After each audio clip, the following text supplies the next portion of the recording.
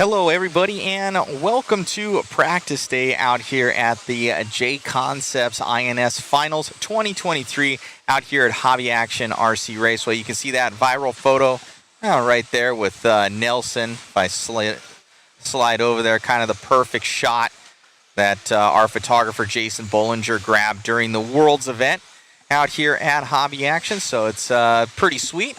Hopefully you guys are doing well out there.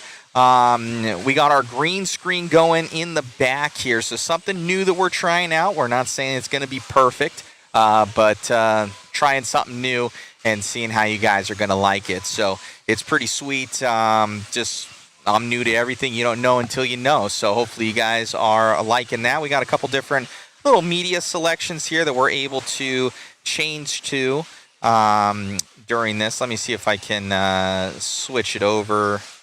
Look at this looks. We got our team right there. Look at myself. Got Zach, Wayne, and Rob. You know, they're in the back, the Mod Live Media guys. Hopefully you guys are doing well. What's going on, Jose Valenzuela? What's happening, man? What's going on, the Smoking Rat? We got a very cool layout this weekend for the JConcepts event. Let me see if I can click on over to... Let's see, it should be our secondary cam there, so you can see the racetrack there, guys. So, track is pretty sweet. That's them running out there live right now. Sorry that I'm moving around so much, just trying to see you guys. So that is the track live. We're out here at Hobby Action in Chandler, Arizona. Larry Tom's place out here. Amazing facility. They have weekly club racing and large events. This is where your 2023 World Championships were held, where we crowned 2 world champions. Both Davide Ongaro in 4-wheel drive, and in 2-wheel drive was Tater. So Tater Santung, sorry for butchering that name. I call him Tater Tots. That's usually what he goes by. But yeah, so it is practice today out here at the event, and we're going to have some cool things. Let's show you guys some of the media that we're going to have going for you. Let's see here if I can switch this over. So we will have the live race lineup right there that you can see over on my... I need to get used to this. Over on my one side. And then we will have... You see as I'm switching stuff over. We're also going to have everybody up on there pulling up their faces and everything on that side. Look at that. Perfect. So it should be a lot of fun. Thank you to RCGT and RC Garage for all of their support with all their overlay support. We will have them live all weekend. I got to upload everybody for everything. So, the track. Oh yeah, look at that. That's pretty sweet. I think it is green actually underneath the cap. It's actually pretty funny. I did not even know that. So we're going to. That's pretty funny. Look at that. It's like in Inception. Keep the brim low there.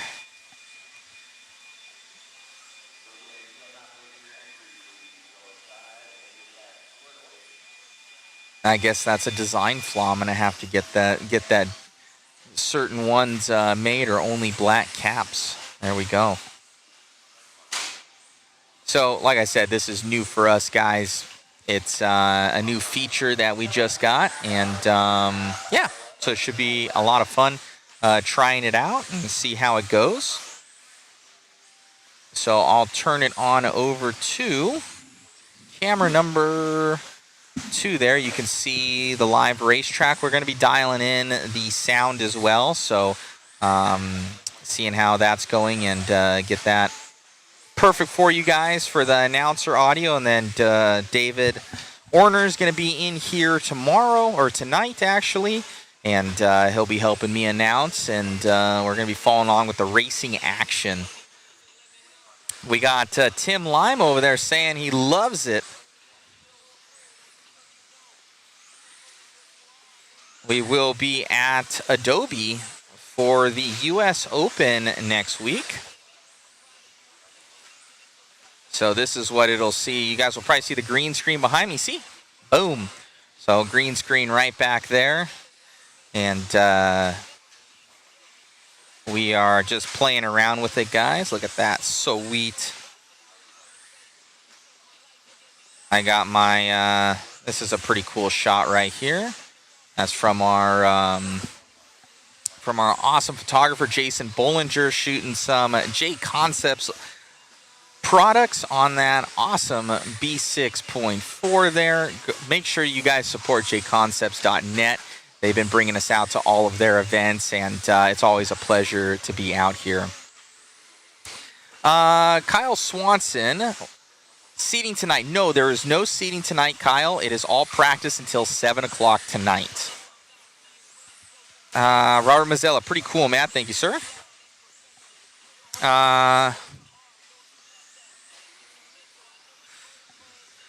Anthony, when will you have replacements for the 24 and 17 millimeter hex for the new tires? I think that's a JConcepts question, Anthony. I do not know the answer to that. Tim Lime, love it. Yeah, it's one of those things that when it comes to green screens, let me see if I can see my reflection again. Ah, look at that. It's pretty funny, actually. I'll put black tape underneath my bill of my hat or something like that. I've never had an issue before, but we got one now. It's all good. Team Camel, yes, there will be a waffle for this one, Team Camel. We'll be getting that going here most likely tonight. I'm going to get it all set up and be selling tickets for you guys coming into tomorrow. So should be good.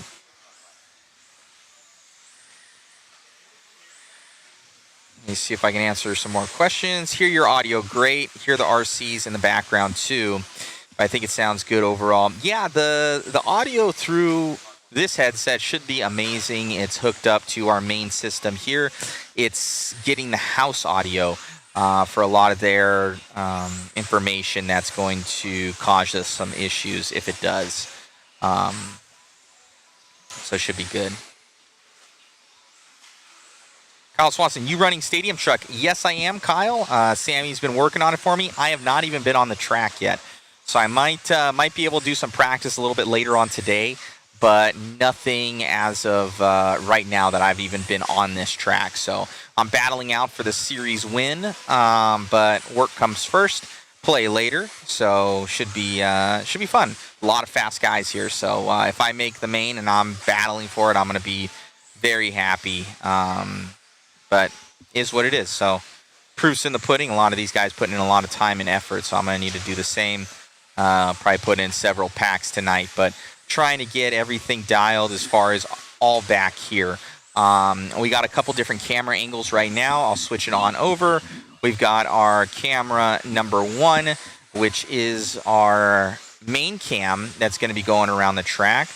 Then we will have our camera number 2, which will be, obviously, this is kind of like, usually a fisheye, but this is actually a wide-angle lens.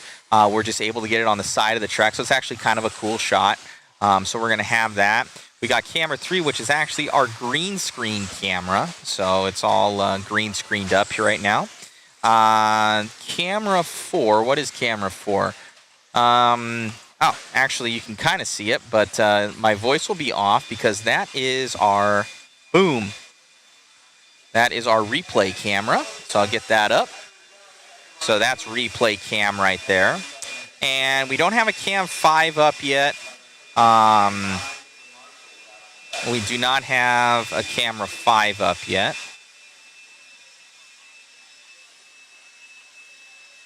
Man, I'm still getting used to this. There we go. So we don't have a cam 5, but I will most likely be setting up the PTZ tonight. So that will be an addition that we'll be doing a little bit later on to get everything ready. Usually we have seating on, well, when today's Friday. All the days get mixed up.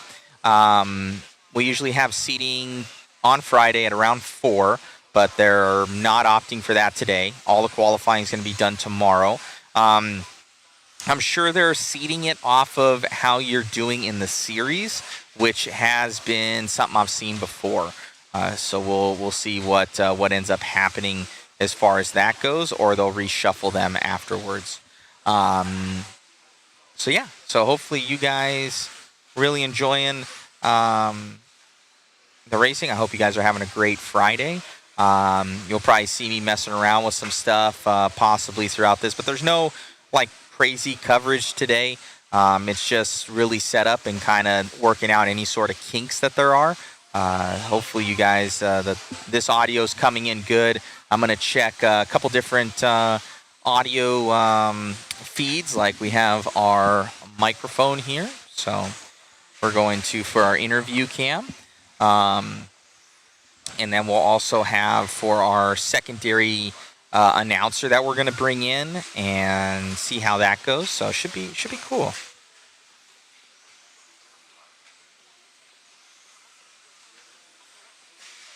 So if you guys have any questions, post up for me right now. I can answer them live for you. And yeah, like I said, not a lot today. We'll click it on over to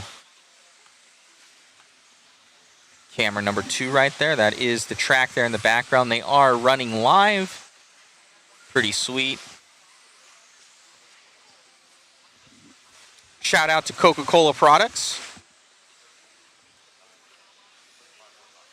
Big sponsor of Hobby Action out here.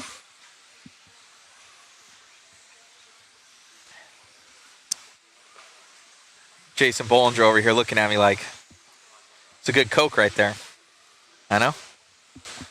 That's our, I could hook up this camera. I could have the Jason cam where look at all of our mess over here. Let me see if I could turn that on. It'd show you guys all of our mess at the side here. We gotta clean up. But I do have a GoPro that's up here. I guess it'd be like a... I didn't charge this thing, I don't think. Let's see if it turns on. Well, it turns on, that's good. I got a feed. Oh, there you go. Let me see. We're just having fun with it. All right, it's camera 5. So you can see all of our mess over there. Wave hi, Jason. See, hello. Yeah, that guy right there. Check out all the photos and everything. There's the panda. He's staring at us, making sure that we're doing all of our work over there. Don't make the panda mad. But yeah, we got some of our setup right here. This is our replay setup. We got some lights around here. You can see that light right there. We got the camera looking back at us. So yeah, so we got Starbies over there. We got all sorts of goodies that are over there. Coke, Jimmy John's wrappers. We'll clean up later. It isn't a showpiece right now. So let's see here. So yeah, then you'll see the green screen again. Like I said, I want to make it more seamless. I haven't perfected it yet. Like this is the first time I've ever used it, guys. I picked up the green screen like on the side of the road coming up here to this track because I was looking for one on deal.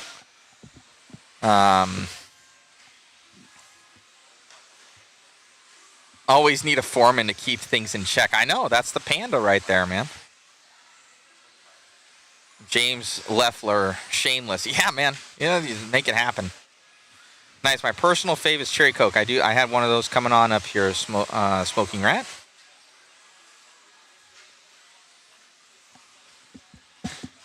Let's see here.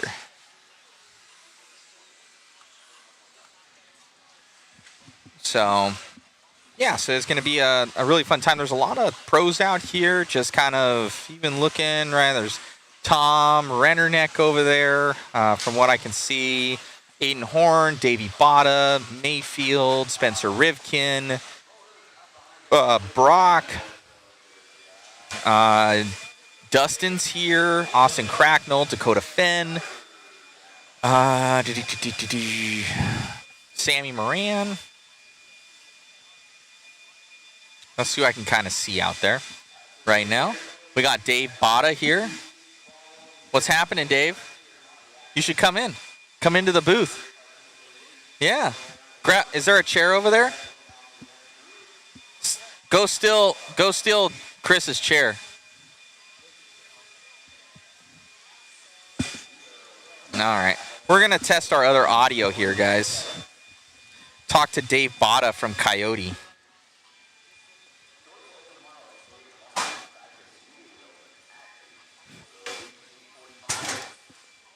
It'd help if it had batteries.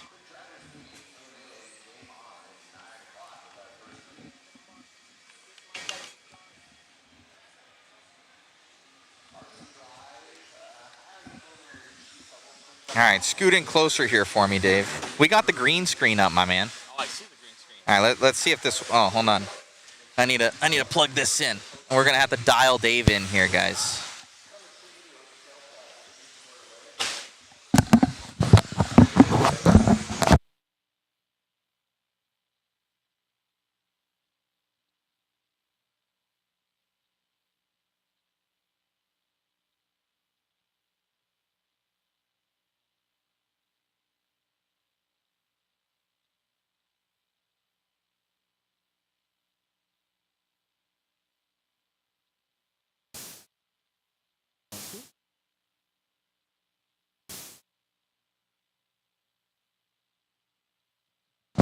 It doesn't work, guys. I'm gonna get Dave a legit one. Here, give me that. We're gonna hook this up. This is live. I feel so terrible not being ready.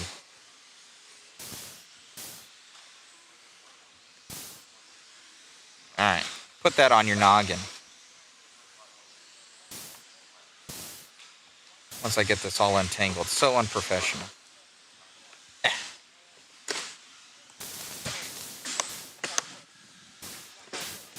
See, people can ask questions here. Let's see here.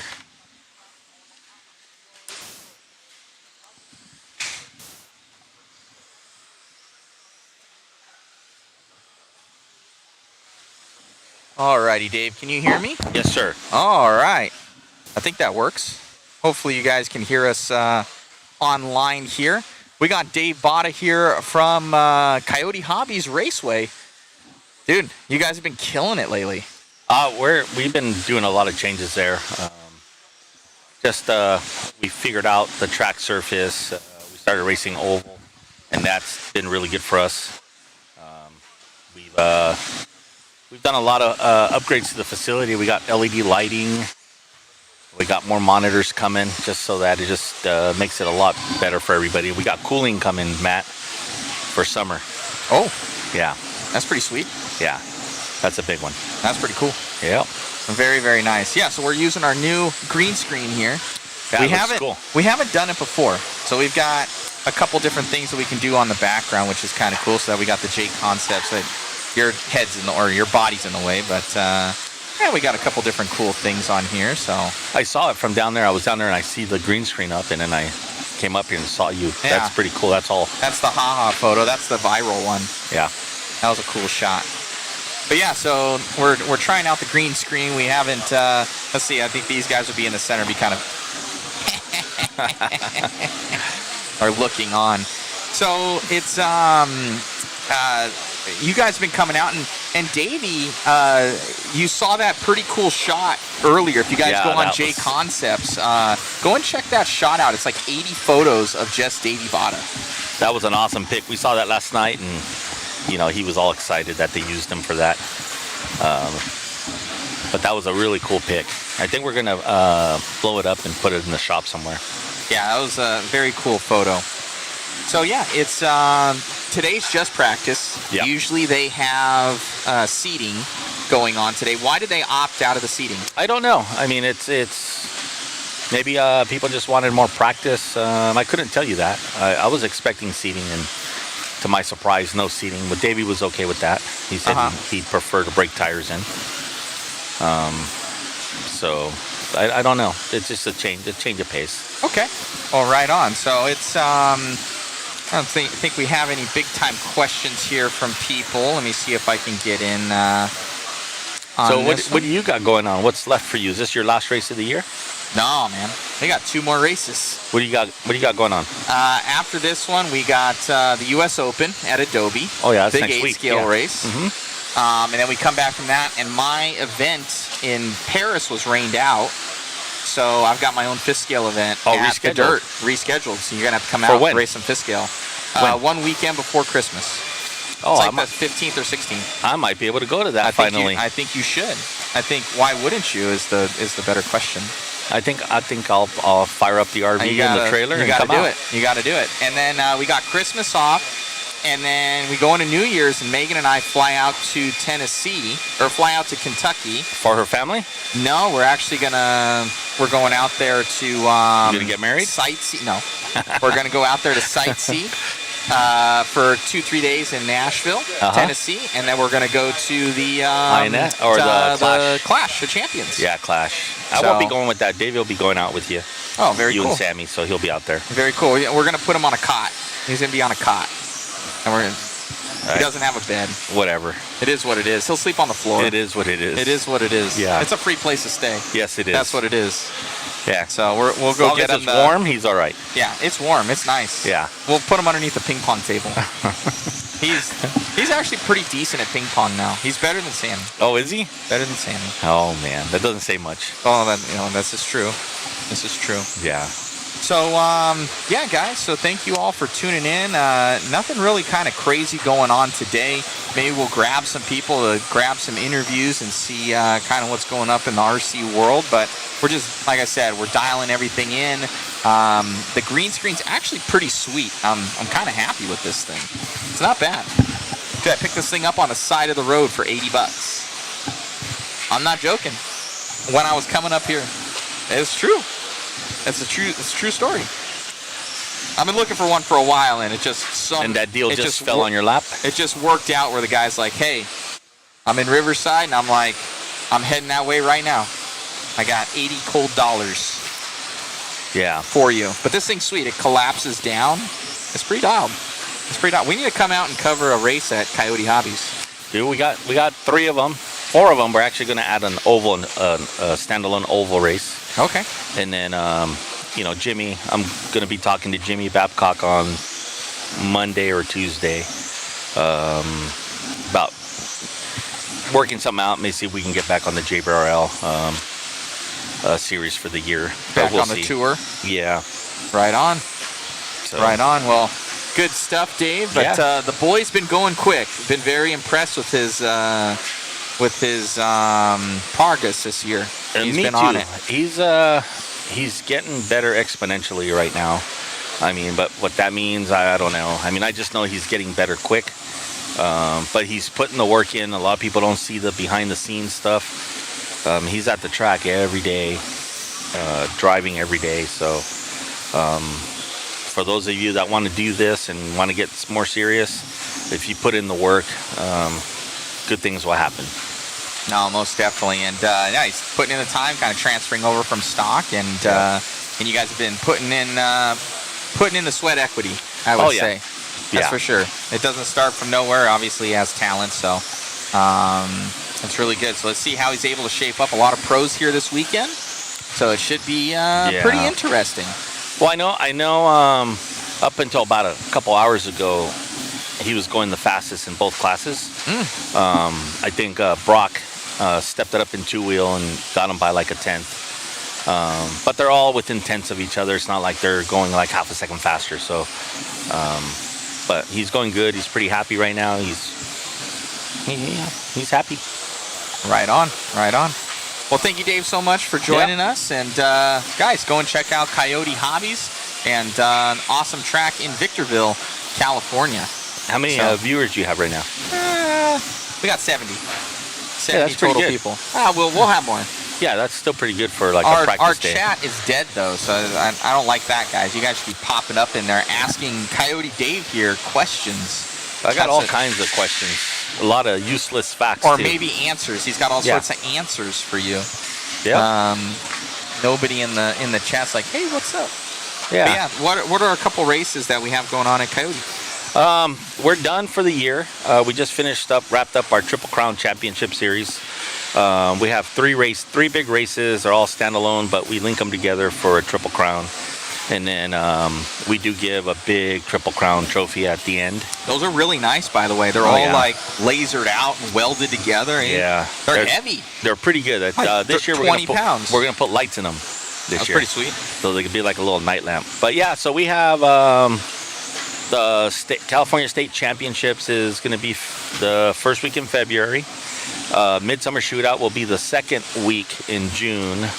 I did list it as the first week, but then INS came in and took one of those that weekend that we had it. And I don't, we have Davey and Sammy both want to go to all the rounds, so I didn't want to have to kind of make them feel guilty if they went and didn't come to my race. So I'm going to move my race to the second week of June. And then the third race, which is the Fall Classic, I believe is in October. Okay. So right on. And then we'll have like an oval race somewhere in April or May. Very cool. Yeah. So got a couple guys. What's going on, Josh Keith? Smoky Ranch doesn't know what to ask. We got Dan here visiting CHR in a couple weeks from Australia. Oh, that'd be great. So very cool. Hello from NYC. Yeah. From New York City-ish. Yeah, Bob Lucas. Yeah, we're in Victorville. Yep, right on. And they're one of the premier tracks in California, guys. I would say there's, 3 left? 3 left. There's you guys, Bakersfields for Rainmans, and San Diego. Yep. So go out and support your local tracks, guys. And obviously, the premier track in Arizona is Hobby Action. This place is amazing. Yeah, they keep getting better and better. And, a little bit of a secret here. They might be sealing the surface. Oh? So yeah. Wait, that might be something coming here in the future. I know they're going to try it. I don't know how it's going to work here, but I know they're going to try it here. Yeah, so that's it's pretty sweet, guys. Larry Tom, I can't give enough shout out to him as he takes care of us, and this place, no expense spared. It is very, very nice, and the world's coverage that we had here, they pulled out all the stops. Yeah, it was really nice. This is probably all the travels that we've done. It's probably the nicest facility. Yeah, hands down. Probably they have the best pit area as far as space and comfort. I haven't seen another pit area that's this roomy. Well, this many pits that's roomy like this. A lot of times you're all crammed together, and not that that's necessarily a bad thing, but you're always comfortable in the pits here. Track size is like perfect, I would say. They got a really nice driver stand. Their store is immaculate.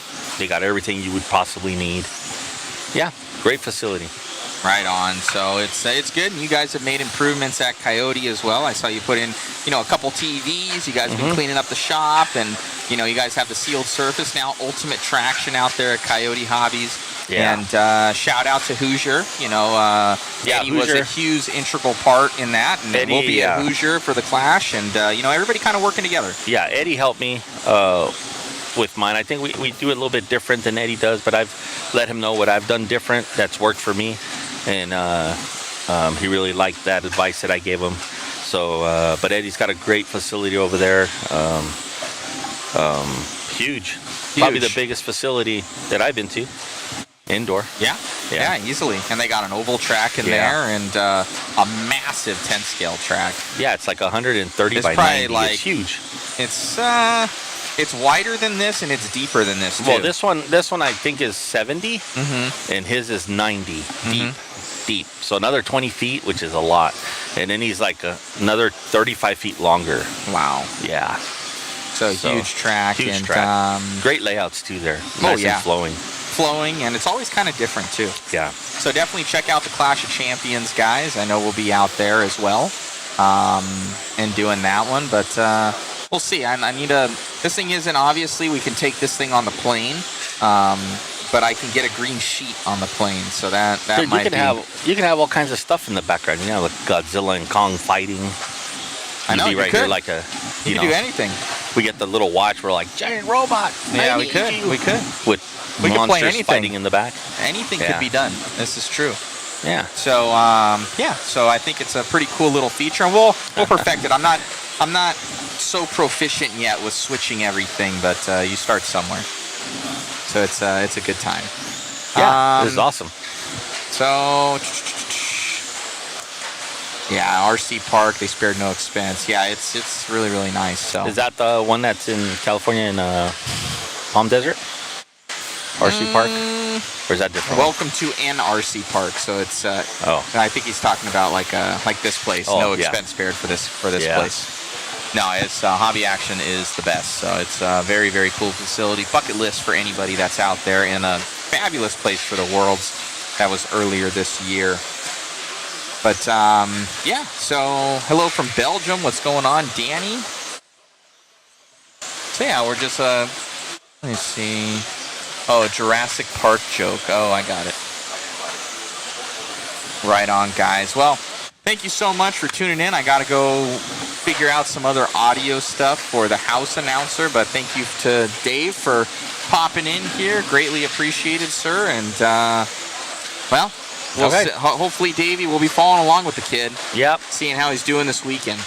You guys are going to get a special treat for sure with the Mod Live media coverage. You guys will be able to see all the action. This guy's been a huge supporter. I think you were one of the first to bring us on for. Yep. It was a midsummer or something like that. You're like, hey, could you cover our race? And I was like, I guess.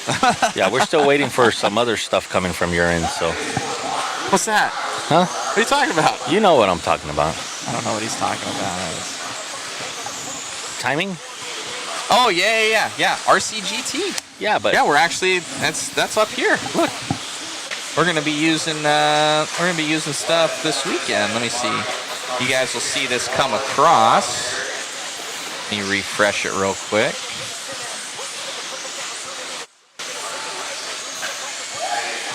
Yeah, I got all the timing right there. Yeah. Yeah. So yeah, we got some good stuff right there from rcgtiming.com. So yeah, just working on everything, but it's really good. Really, really good.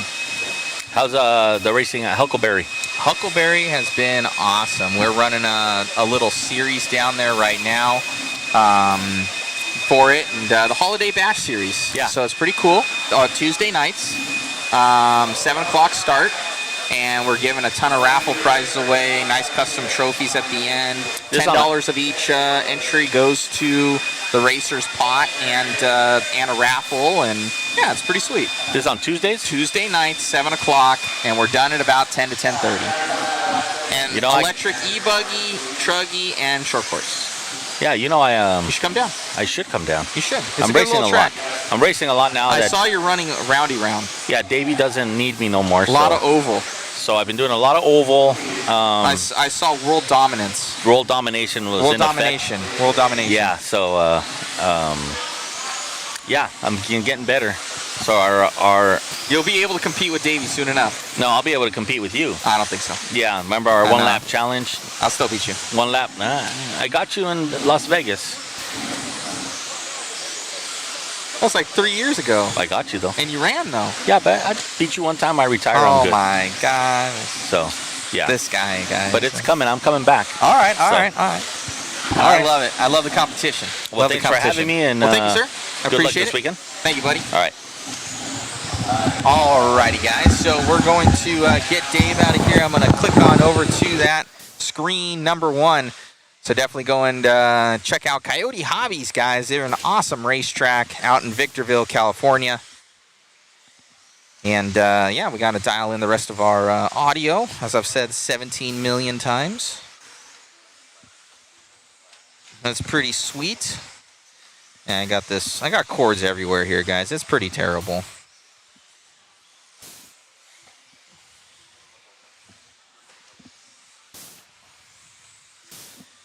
My cord management needs help.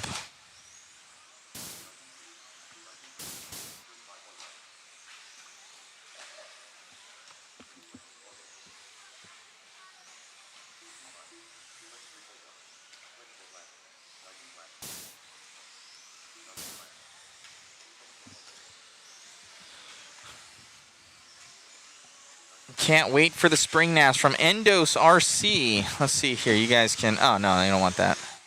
Ah, yeah. green screen. I can't ever do it. I couldn't be a look, the panda there in the back, right there looking at me, making sure that I'm working. It's terrible. Yeah, I couldn't be a I should know, it's right there. I should point, but it looks like I need a point over there.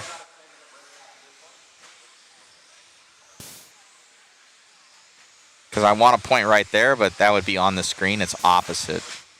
Like a mirror.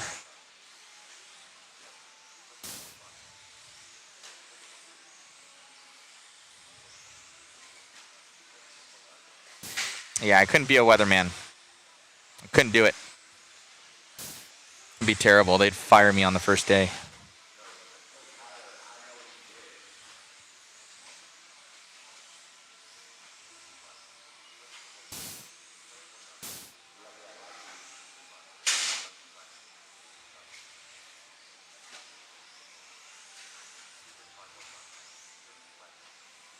I've gotten my cable management actually pretty good. It's just when you come to all these events, it just becomes a mess because you're just trying to set it all up and it's all different. It's getting torn down anyways. So like when you have like a nice setup that you can just like take your time and you're going to lay down those cords and it's just done and you can get nice wraps for them. I have my cases pretty nice, so that's pretty sweet for my my loadout cases when we go to events.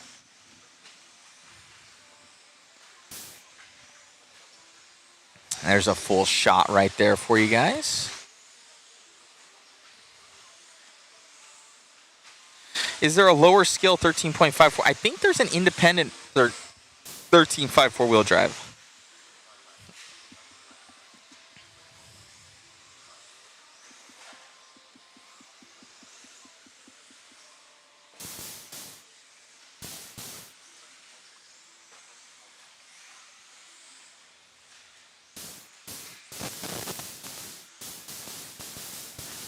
Where's that sound coming from?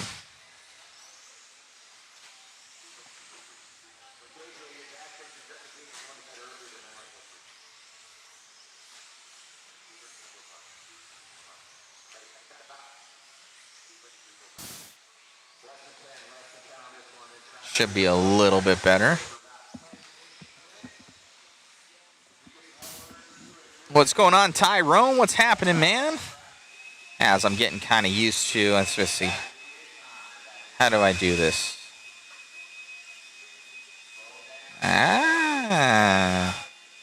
Pro status. Look at them looking on.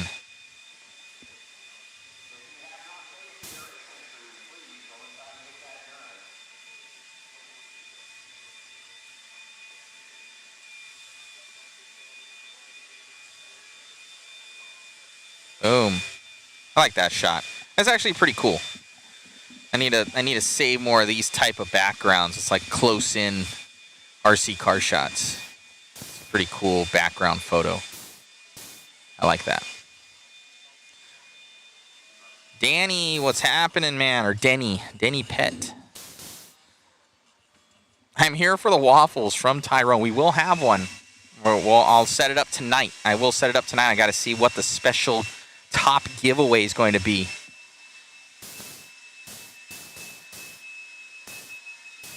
Top giveaway. It's going to be pretty sweet. And once again, we're out here at the JConcepts INS13 finals. They are blowing off the track right now. They're going around there. This is a pretty cool background. You guys like the green screen? I feel like a professional right now. I feel like big time with my own professional changing background. What have I been missing all my life?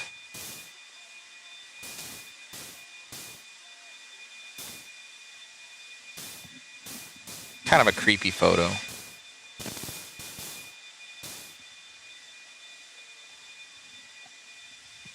When they're kind of just looking at you. This is my buddy Joe Chen right there. That was one of our events for the Mini Z Worlds. That was pretty cool. Thank you to Joe Chen, Rad Body, bringing us on out. There's some cool shots we'll have right there during the race, and that's during the Worlds right there. There's Orlowski and Rivkin. Rivkin's here this weekend.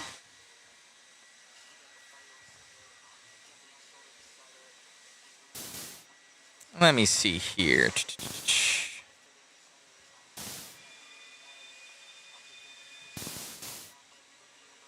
Yeah, put him on a rotating loop, possibly.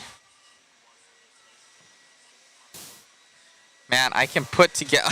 Jason's already over here. Look at this, guys. Look. Let me see. What camera are you on? He's on that camera. See? So Jason just put up. Matt, I can put together a slideshow of photos just for your green screen. Why wouldn't you do that? You should already be doing it, Shu. I call him Shu, guys. That's Jason. He's our crack. I can't say crackpot photographer. Our top-notch photographer over there. We have fun. How long have I known you, Shu? Since I was like 17. Or no, longer. Since I was like 12.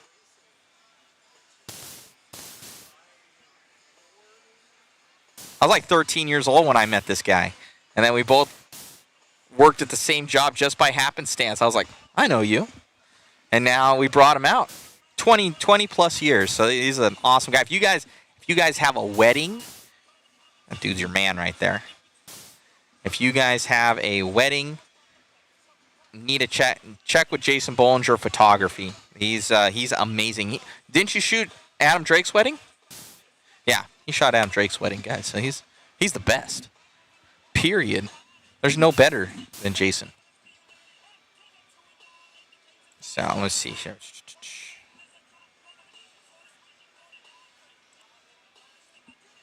Oh, sweet. So he's gonna put on some. He goes, it would be terrifying.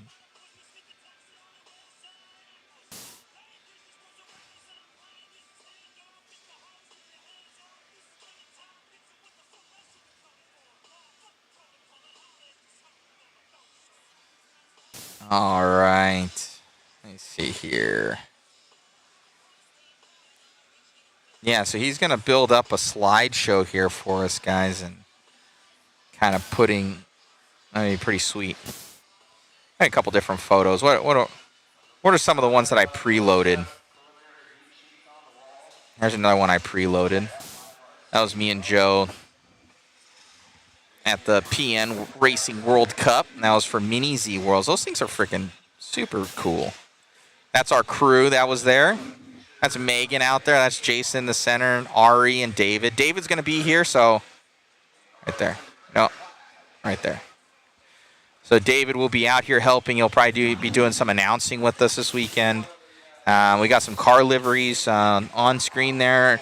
We'll have some of these, but not all of them. I still have to get a lot of people uploaded. It's not done, obviously. Here's the most viral RC photo that's ever going to be, which Jason shot. So it's with Nelson right there, crushing the car. Uh-oh, I'm out of focus now. Uh-oh, there we go. That was a pretty good photo. That was amazing. That was all in real. That's a real shot. That wasn't staged. That's a 1 in a million shot.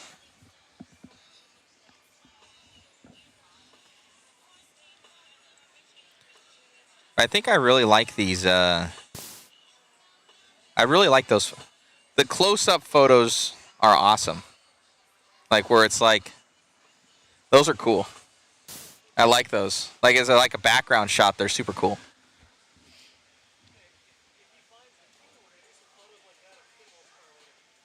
Really? All right. You're going to have to bring those over. So we're going to have shots of Kenwald's cars, guys, coming up on the JConcepts channel, and we'll be showing you guys some of those. Got Jackie out there that's doing his work. It is only practice today. Yeah, Danny Pett. That was the photo of the year. I think that's the photo of ever right now. Easily the one of the best photos. I need to show you that. I don't know if I have the Davey Botta photo. The Davey Botta photo was super cool. If you guys go over to, still seeing how to upload things to this thing. We're rookies over here, guys. It's terrible. Brian and Michelle, what's happening, guys? Hello, hello. Go to camera 2 here, see what they're doing there on the track. They're kind of finishing stuff up.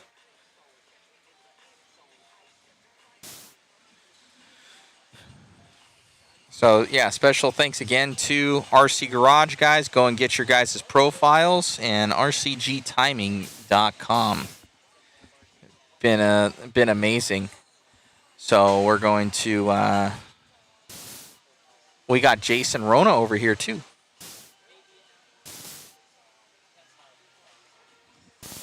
Should come in, Jason. Grab the chair. Is there a chair over there? We got Jason Rona here, guys. The man, the myth, the legend. All right, we'll click him over here. There you go, Jason.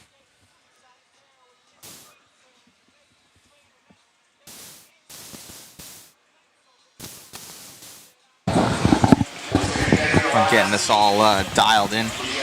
So Jason, thank you for coming in. Scoot in a little bit for me, so you're in the screen there. There, perfect. We got the green screen up. It's getting a little bit better every time. Pretty nice. It's getting a little bit better every time, and it's actually that's live though. This will be live. It is live. Yeah, I mean, it looks like we're the bird's nest position here, just by the track. It's pretty sweet. Let me see if I can switch over. We can do the. I like this shot. Oh, we got some cars in the background. Yeah, it's got the JConcepts logo. It's behind you, but there's one right there, and then we had the couple different photos. We had this shot. That's the famous one. That's the famous shot. Yeah. That's a famous shot right there. And then here where it'd be the mod guys are looking at us. The glamour. We'll have to get a glamour shot for you. But no, it's super good time out here at the at this event. It's this is INS13, so 13 years of running the this awesome series, and now for next year, it's actually much different. It is, yeah. I mean, we're still going to do INS. It's called INS because of the Indoor National Series. All the events are indoor. So, yeah, what we did is, before we had 9 events between the 2 series, between the INS and the NCTS, and kind of looking at the calendar and looking at what was going on, I just kind of felt like it was going to be beneficial to everybody to kind of simplify what we kind of had going on with from the 9 dates, kind of going to 5 total dates.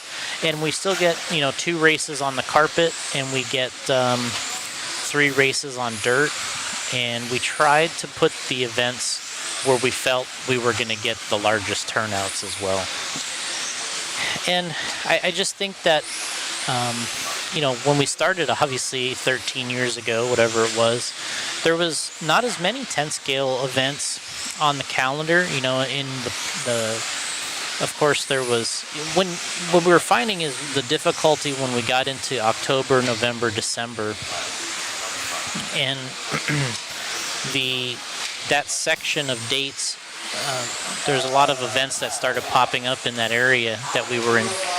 We're all kind of conflicting with another, and so we would be somewhere doing a race, and then there'd be another race going on somewhere else. We couldn't, and so we kind of felt like, well, maybe the difference between dirt and carpet isn't as big as it used to be, because on dirt now, the majority of the tracks were running on slicks.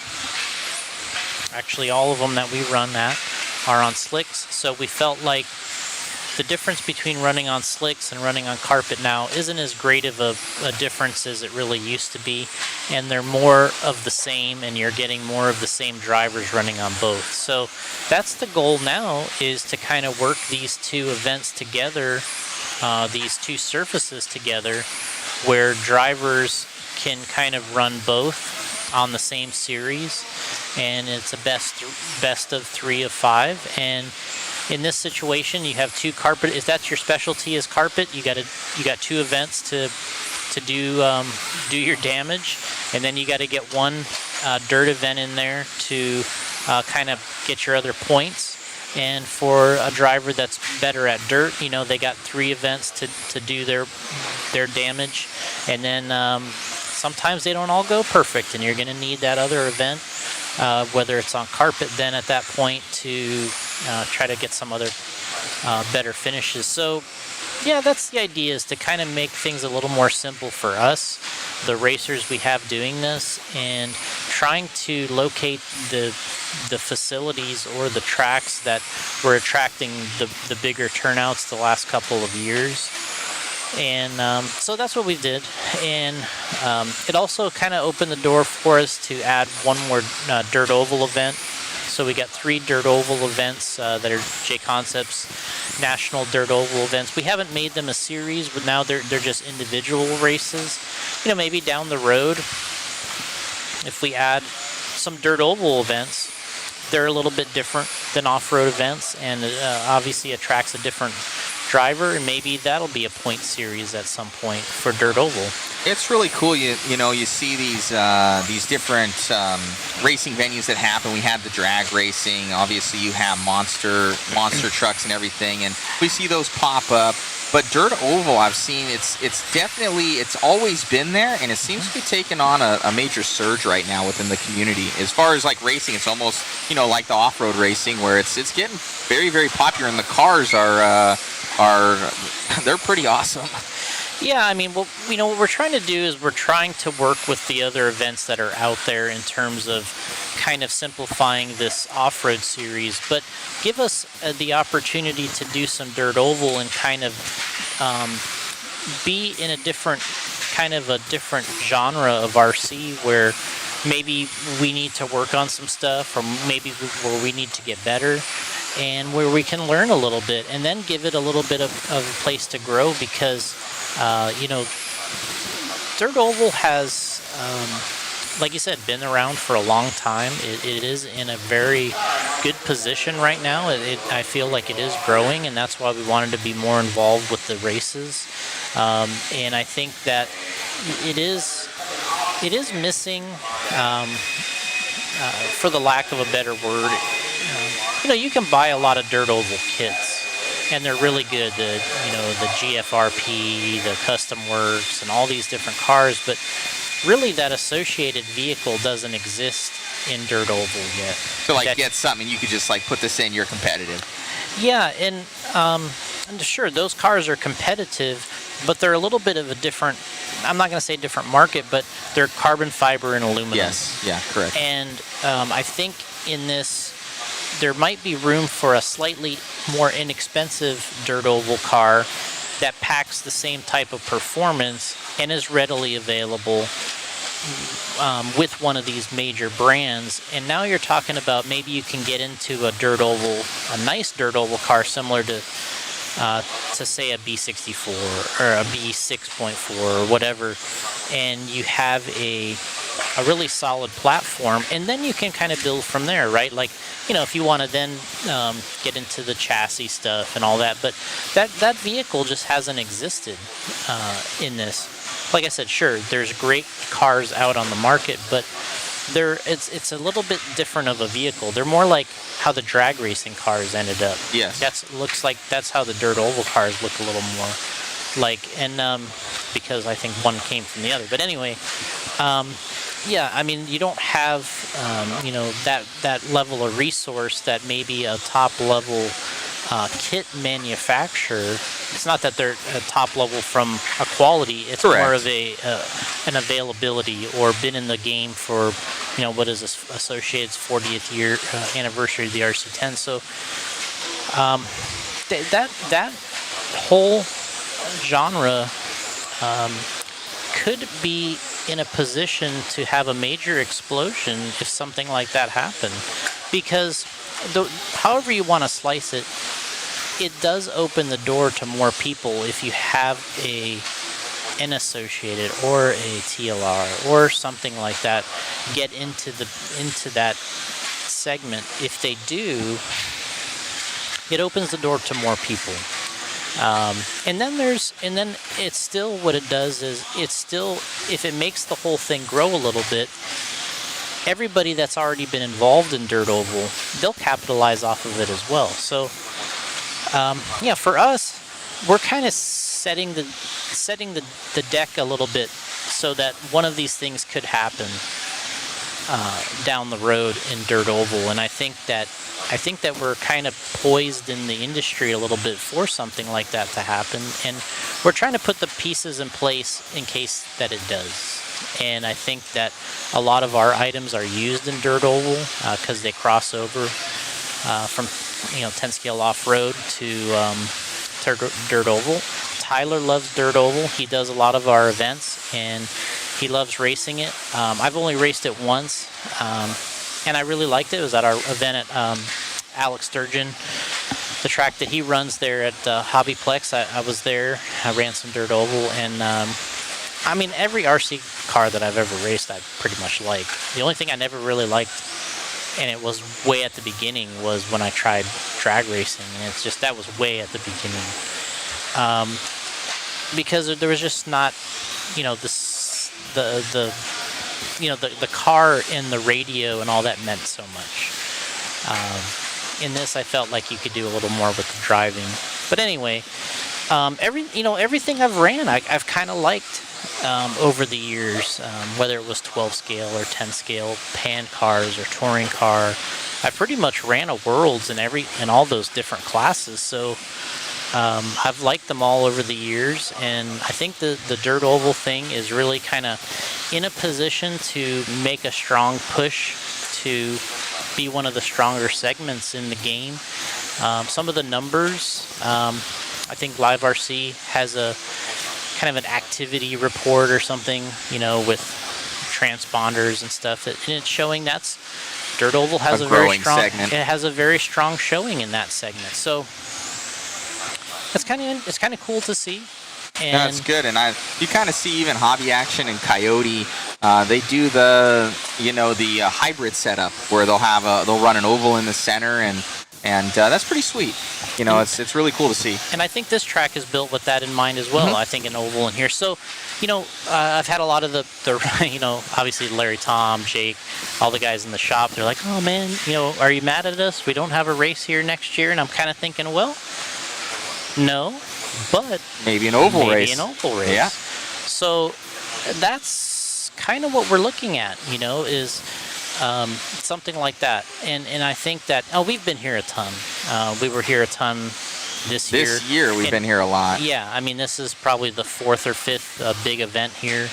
And I think that they have a good thing going here. We don't really need to recap the Worlds. It was amazing. Your coverage, stuff you guys did, and made it look great. And they don't really need a lot of help here, honestly. This is one of the more successful, going back to the Live RC and all that, if you look up races and club races, this is probably one of the most successful RC indoor tracks in America, if not the most successful. Yeah. So they have a lot to be proud of here, and that's a good thing. No, most definitely. I think that's, you kind of put a good point on it too, is you guys actually go out to a lot of these, I wouldn't say fringe tracks, but a lot of these tracks that might not be known sometimes, and kind of give them more coverage to let people know, that they exist and stuff like that, and bring out the coverage. And you brought out Jason Bollinger, our photographer from the Worlds. You're like, hey Matt, is he busy here and there? And he's shot some of the coolest photos, and then obviously has the most viewed photo, which is up on the screen right there behind us. So he, I think that thing has like 1 million views. I think it was something ridiculous. I'm sure the funny part for him is shooting so much different photos throughout the years. I'm sure he feels like, really, this is the one that is like, this is the one that I get all the looks and the views on, and he's just he goes. I was talking to him earlier. He goes, it was pure luck.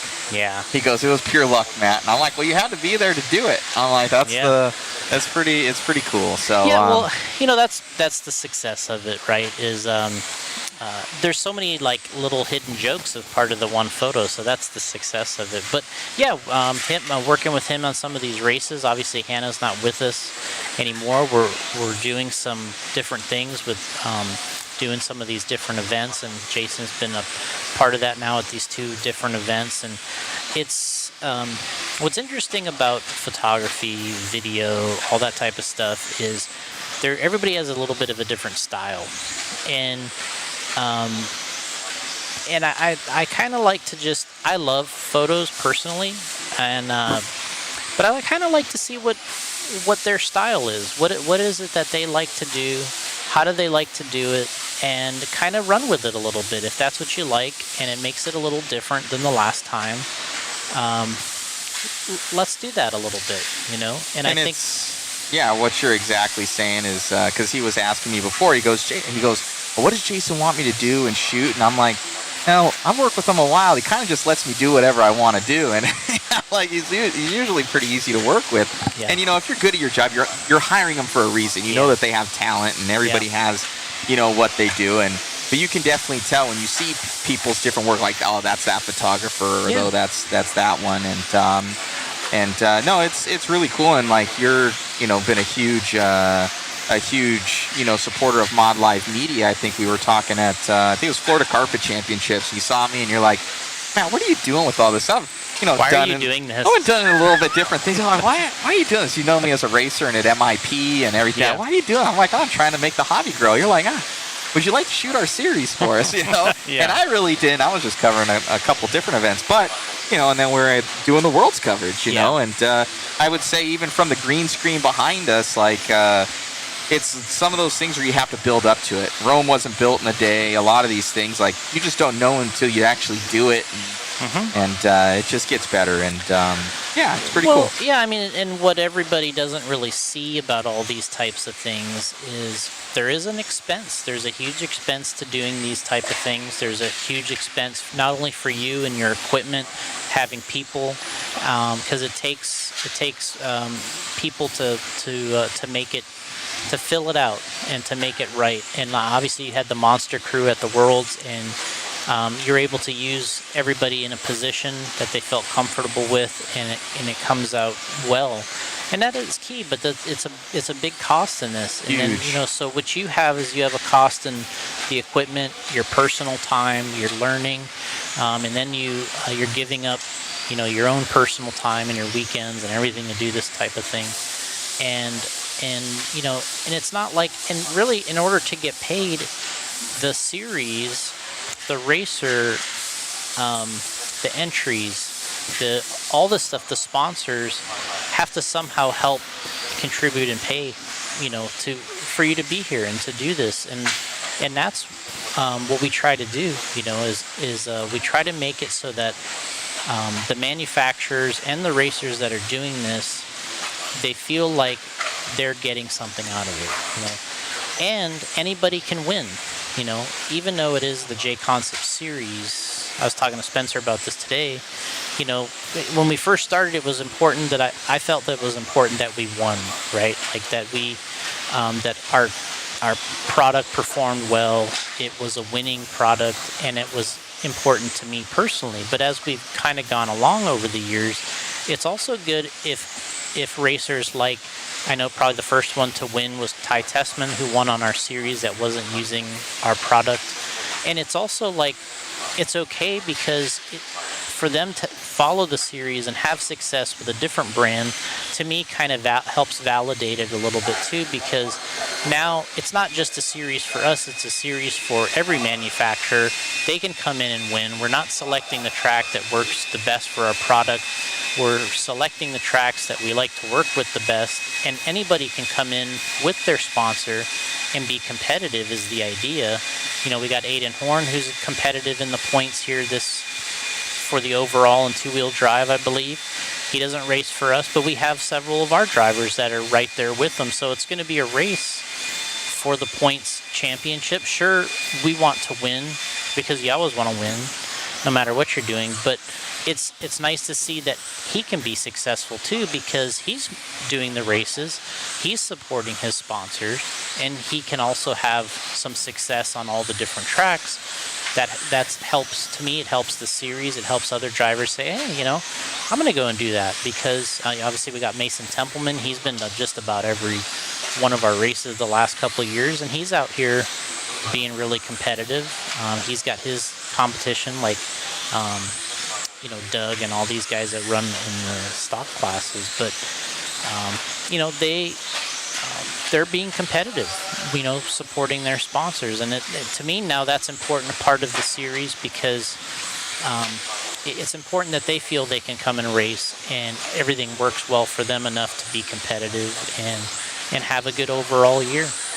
No, and I think, and you know, just full transparency, you've never told me like, hey, Matt, shoot this person or do that. Like, it's always cover the event. Yeah. You know, and, you know, interview whoever. And same thing with Jason, you know, shooting photography, he's shooting everything. You know, it might not be a JConcepts sponsor thing. That's not what it's about. It's about, you know, the entire thing. And, you know, JConcepts.net has been such a huge supporter of the racing community. I'd say you guys are the biggest, you know, as far as I couldn't think of another racing manufacturer. I know there's even Team Associated supports a lot, obviously. Yep. I know A-Main does as well. But from a racing standpoint, I think you guys have really narrowed in on, and you are always at the events. I mean, that's what we try. That's what we try to do. And giving it coverage, I should say, not at the events, but you're like, hey, we want to support the coverage. We want to support more eyeballs getting on RC. Yeah, I think to me, a lot of that came from where I feel like it's kind of put your money where your mouth is, right? If you're going to say that you're about racing and you're a racing manufacturer, then you should probably be there, and you should probably be supporting the racers, and you should probably be trying to, you know, sponsor events that are good for RC or one of those type of things. And I kind of feel like we're in that position where we want, if there's money to be put into it, we want to put it where we feel that the name is, which is in the racing part of it. Sure, we have a lot of different products, we have a lot of different genres we support, but this is where it starts for us, and this is where our guys are best at, and we want to support it. And I think for us to act like we support it, but we really are disappeared in real life, I think that kind of sends like not really the best message, you know. Sure, we could have sponsored drivers, we could act like we're all into it, but just be disappeared from the rest of it, not sponsor anything, not give anybody any money for or tracks that, you know, help support their event, you know, because that's another big part of this business too, is, you know, a lot of people ask you for sponsorships and ask you for money all the time, because it's like, hey, we're having this race, do you want to be a platinum sponsor? And it's just like, okay, so what's the race? You know, like we talked about TNR the other day, and it's like, you know, he sent me some information. I'm just like, man, this is a massive, great event last year. And it's like, yeah, we want to be a part of it and support it, because it's like, not only is it our event, we of course want to support and sponsor, but if something else is going good and it's a great event, yeah, I mean, we want to support it and sponsor it too. You know, like when, you know, OCRC used to have the big Surf City. I was there every year. That was a Proline sponsored event, going back many years to when OCRC started, and we supported that too. You know, we were there for it. So obviously, many races that Jimmy Babcock has had over the years. I mean, there's, you know, everything. Yeah, Yeah. JConcepts is absolutely everywhere and does a little bit of everything from well, in all scales. So what's on the docket? You guys have the series for next year. We're rounding out 2023. Has it been a successful year for JConcepts just overall? And then what are you guys looking forward to in 2024? Yeah, I think on the series side of things, I think it's two sides. I think when we started looking at it, Tyler and I and Paul, Allison, and everything, I have two sides. Like, I'm like, man, I really loved going to tracks I've never been to before.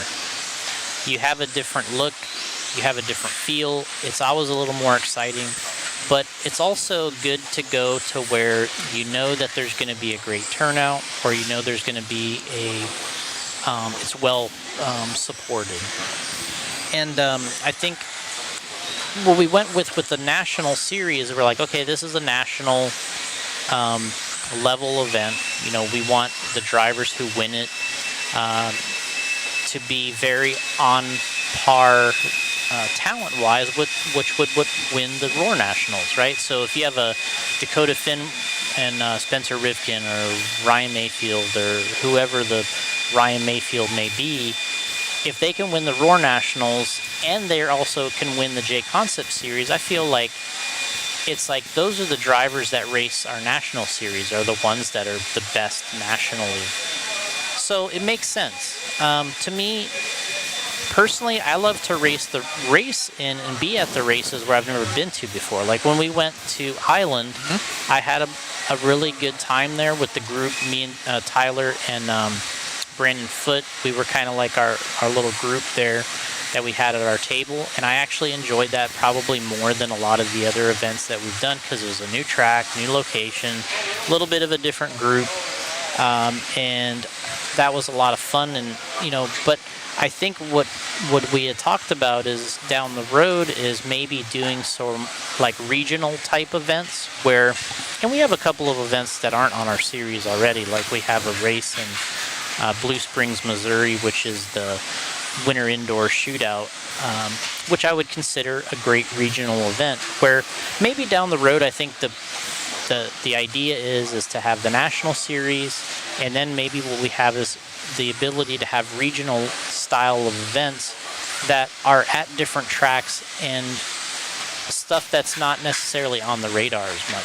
So then it gives us the opportunity to go to somewhere we've never been to before, without sacrificing that national level event of just moving everybody there before we kind of test it out and check it out, right? So it's like I can have that good experience like we had at Island, but without really knowing, we don't have to bring or try to bring everybody there. We can experience it and have a level of event that is still good in you know, for a region style race. And then maybe down the road, if you know, tracks or the series changes, or we decide we want to go at little different locations, then we have these new places or different areas we can go to that isn't the same old, right? We have different places to go to. But so yeah, that was something we talked about, is we have the national, we have the dirt oval, and then having some of these regional style of events where it's more low key, right? It's more of a, I'm not going to say club race with a name, but that's kind of like the direction that it kind of is, a regional. Little big race. Yeah. And less commitment, but the track still kind of feels like they can have something, they get something out of it entry-wise, helps the track. You know, maybe they have 100 to, you know, 150 entries or whatever you know, that's still a good race. No, so, most definitely. And that's like kind of like you said, going to Island, I think that's going to be the second or third one on the series there in June, and it felt like it was almost like a playhouse. You know, I'd never seen something quite like it. 'Cause it started out as like a collectibles hobby shop, I think, and then they kind of got into racing, so it kind of still has that flair, and like each different room was a different theme. So it was really, really cool. And then they had oval there as well, dirt oval. Yeah, and you know, that's another opening is, you know, right away they wanted to, you know, show us the dirt oval that had been super successful for them. They had mentioned that one of, if not the biggest race they've had there, between our race and their big dirt oval, those are the two biggest races they've had at that location. So they were proud of their oval track too. And like you said, to me, I was telling somebody that, like, if I was like, the track reminded me of like, if I was there was in the 80s, there was this movie where the kid was, he was just this rich kid, and he just told his dad, it was the one with Richard Pryor, The Toy. That's called The Toy. Okay. Well, you know, the kid is kind of like this rich kid, and he's just told his dad what he wanted. And it's like, to me, I was kind of felt like that track, the building and everything, it felt like if you were in a movie and you said, hey, Dad, build me a track. I don't care, like, and it just has these bright colors, and it's got like this upstairs loft. You can look over the track, and like that's what it kind of reminded me of. Is like if you were this like rich kid in the movies in like the 80s, and you said, build me like a cool RC track. And that was it. That's Island. That's what it would be in the movie. So I just kind of thought it was, like you said, it was neat the way it was decorated. Very, very neat. And it was clean. Everything was clean, and that was, it's important. And it's hard to get that in RC because traditionally we've had dirt tracks, and dirt tracks, no matter how prepped they are, like this one. Even they use this, like a little Zamboni, I call it a Zamboni, but a little mop thing you see in like Walmart, you know, and they follow behind it just to wipe up, and you just always have that, you know, thin layer of dust even on all of our equipment, where it's just you know, it's just everywhere. And it's nice with carpet. I can see the, you know, I love dirt, I think we all do, but I can see the definitely the draw for it. So it's and I think kind of going back to the other thing was, you know, when I look at, you know, it was important for us to have that name Indoor National Series. I felt like, hey, you know, even if we change the surface, it's still indoors, it's still a national series. And then, but I kind of feel at some point there's going to be a time where we race 10 scale outdoors again. And I don't really know when it's going to happen. It's not that we don't race 10 scale outdoors. I mean, the Worlds is going to be outdoors in 2025. Yes. But it's like a diesel track, though, right? But in general, in general, it's kind of like, well, we race 8 scale outside and we race 10 scale inside. Well, I think there is going to be a time where 10 scale, something's going to happen where there's going to be 10 scale outside again. And I kind of feel like when the time is right, I kind of would like to have an outdoor event. Event. Like we did the Clash back in the day. We had the JConcepts Clash, which the idea of that was to combine 8 scale and 10 scale together. That's when we started that in 07 was, well, we have these two segments. We have 8 scale and 10 scale, but it kind of feels like they didn't work together. You know, like there was the 10 scale guy and the 8 scale guy. And we were like, well, let's just kind of combine it. You know, that's where the Clash name came in. So it was the JConcepts Clash, which was the where the powers explode. That was the tagline. So we had this event, and it was outside, and we were always trying to give people that experience that we had in the 90s at Lake Park in Tampa, where they had this magical race in the 90s called the Winter Championships. And we were trying to bring a little bit of the magic from that race, because the first race was in Lake Park. 2 or 3 of the events we had, the Clash, were actually at Lake Park because of that. But so down the road, I just kind of feel like we are going to run something outside again and with 10 scale. And I don't know if it's a one race or if it's a series or if it's a Clash kind of thing. But I just feel like there's going to be a time where we're going to want to do it again. And I don't know when it is.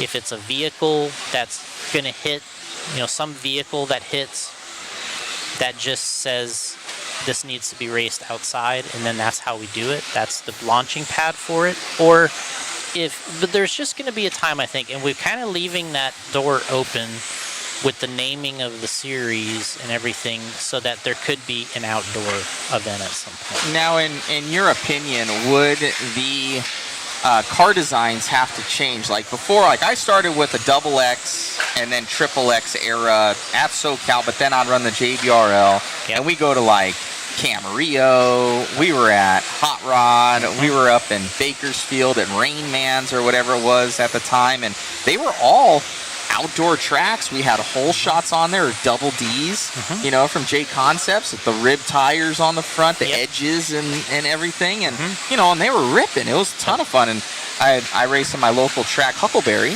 and that's now basically the main spot in Southern California, and we got JConcepts stuff there as well. You guys support that. We have a little shop that's there for them, but it's realistically it's on a smaller track, but all that we run there is like 8 scale electric, e-truggy, e-buggy, and short course 4-wheel drive. and it's a perfect track, honestly, for 10 scale, but nobody's really brought them out yet. Yeah. Like, we've had a couple little four-wheel buggies, and they're a blast to run, but no two-wheel drives yet. We really haven't had anybody out there. I think what it's going to take is I think it's going to take a purpose-built car back to dirt. And it's kind of like it, and I think that it could happen, but one of these big guys have to take a shot at it and say, you know what, I think we've gone as far as we can go with slicks and a carpet track. And at some point, I always say that there's going to be a reboot. Like, I think the class is going to reboot at some point, and we're going to have some more I call it a backyard track. Probably the track that I think about, that might be your Huckleberry might be the one you think of. The one I think of in Florida was called Shiverville, is where we raced, and it was actually their front yard, not their backyard. Was that the one with like the orange dirt that you guys They're had all there? orange dirt. Okay, all right. Yeah, I all would our always tracks. see you with like double D's, and your car would come back and it'd have this blasted orange dirt, red dirt on it. That's exactly what it looked like. That's exactly what it looked like every time we were there. But it was a track in the guy's front yard, but dimensionally, I thought it was the right size for something that you could work on with a small group of people, and you could still race at a very competitive high level. But it wasn't too big where you're just like, man, I don't want to work on this thing. Because that's what happens is these tracks get so big, especially for 8 scale, is it requires machinery, big equipment. You got to move in. You got to have some track builder that comes in and builds you these massive things. And it's like, it's all kind of like way too much, right? Like if you're going to have a backyard track or a front yard track, it really needs to be something that's a manageable size. And then, so the manageable size comes with a little smaller vehicle. So if you're going to have a little smaller vehicle, you kind of want to be on the 10 scale level platform. And I think what's going to happen is down the road, if all these buildings and all these different things become so expensive, to have beautiful tracks like this, racers are still going to want to race, but it might fire people up again to build backyard, front yard tracks where you can have these Huckleberries and Shivervilles of the world. And I think that it's gonna take that one vehicle that is the right size, has the right level of capability, and it'll happen. But I think that the issue we've gotten to is these cars are so predicated on having traction. The track has to have traction for it to work, and that's okay because that's a cool level of racing too. I race on carpet, I've raced with slicks, and it's a great fun way to do it too. But I think that at some point it's nicer, it would serve the industry very well to also be able to race these outside, because if you can have some success inside, and you could kind of double up in a sense and maybe have more outdoor backyard, front yard tracks going, it would be really good for the business, really good for the industry. So I think at some point, kind of leaving the door open there for if we ever wanted to have an outdoor race, outdoor national, something like that.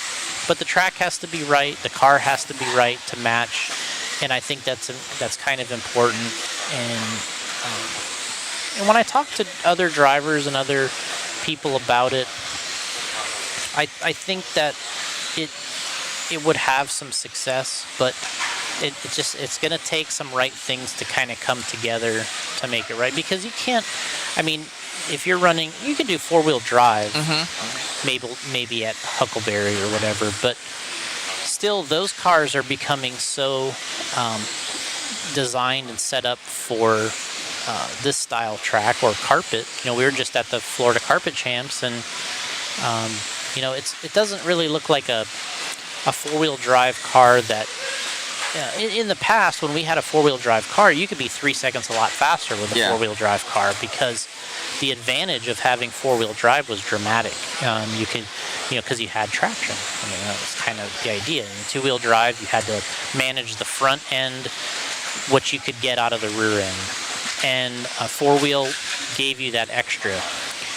And we would run races in Florida where we'd be 3 seconds a lap faster in four-wheel drive because we could either do a jump that you couldn't do in two-wheel because you didn't have the traction, or you could you could do with four-wheel you could run more power. And so all these kind of things that were made four-wheel a big advantage, you could probably do at like a Huckleberry. But the cars now on carpet, the two-wheel drive cars are almost just as good, if not better, than the four-wheel drive cars on carpet, because the lap times are starting to be so close. Like we're just at the Florida Carpet Champs, and just say, for instance, if the fast guys like Orlowski or Bruno, they were doing like 16 flats or something like that in two-wheel. Well, they were just getting into like high 15s in four-wheel drive. So you're talking about the best carpet or turf drivers in the world. They can only squeeze a couple more tenths out of the four-wheel because the two-wheel cars are so capable with that level of traction. Whereas if you go outside, you just have a tremendous amount of speed and capability from four-wheel drive that you didn't have before. And it actually makes the cars better. There's a better separation between the two. When you're seeing them only a couple tenths apart on a track, you're kind of like, well, what's the real point of having these two cars? Because the capability is not really a whole lot similar. Yeah, but when you go outside and you can go 3 seconds a lap different now, it's a huge difference. So those are kind of the things that I think that... I haven't even thought about that. That's pretty quiet. That's pretty crazy. So I think that those are the kind of things, like, if you were going to go run at Huckleberry or whatever, you could get around pretty good with a four-wheel drive car. Yeah. But your two-wheel drive car, especially after running a lot of these races, or if you've ever ran on carpet and you try to go right back outside with a two-wheel buggy that's built for this level of grip, you got some work to do. Oh yeah. You'll have some work to do with the car, the tire setup. You'll be looking at that track every step of the way thinking, all right, is it the track better? That's how we did it. That's how we used to do it. You have to read the track. Do you think that the mid-motor design would still have a place in these outdoor tracks? Or you think we're going to have to go back to a rear motor? I don't know. I'm not sure how that would really play out, because going back, many years ago, there was a couple tracks we went to in Florida where that were just like the loosest tracks we'd ever been. We had a B4 and the Centro. Yeah, that's right. So those were the two cars we kind of had at the time. And I remember Paul and I would go out and run on the track, and we had both cars. And even though the track was loose, the mid-motor the Centro at that time, it still produced a good level of grip in the rear. And we were actually having a hard time determining which car to run, because they were kind of close, even on the outdoor track with like zero traction. The only car that was substantially better ironically, because this was like 2013, was when it was the RC10 Classic came out. So I built an RC10 Classic, and I had our double D's tires in the rear, the rips in the front. This is the 6-gear tranny with a 17.5 motor, and that car had so much more grip than the B4 and the Centro that I was like, this car is amazing to drive. Sure, it wasn't as wide, it wasn't as long, it wasn't as stable, it didn't jump quite as well, but just from point A to point B, it was probably the easiest car to drive. But there was obviously several reasons, that could be too. But I think that you could probably build a mid-motor car for dirt, but I think that there would have to be adjustments to make it work on the dirt, or on low grip dirt, that it would be a little opposite of the way we're doing things today. Today it's the way the cars are built are just for more and more traction from the front, really. That everybody's looking for steering. That's why a two-wheel drive and a four-wheel drive, the two-wheel drives have so much steering now on a carpet track that you're trying to manage that, and there's no advantage to the four-wheel, because your two-wheel, you have all the traction you need in the rear, and you're adding all this to the front on carpet, so there's no advantage for the four-wheel drive anymore. So And sorry to interrupt Go you. Do you see this happening as well, where this shift or this reset is going not only in North America but around the world? Because I know kind of around the world, those guys are all either turf or indoor carpet, and they don't really have any facilities like year round, other than obviously Hoodie Arena, or I know Rana Falk's track and stuff like that. But in general, like the EOS series and those different ones, they go to like different basketball courts or something like that, and they set it up and then they go away. And I asked some friends over there, they're like, we don't have a home track. Like it's like a little traveling circus for them.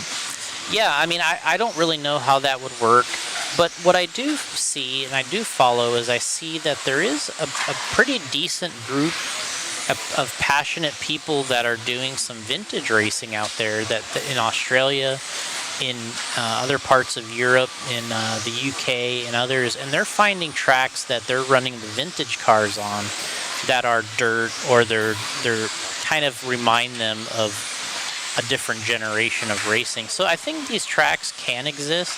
I just don't think that the vehicle quite exists at the moment.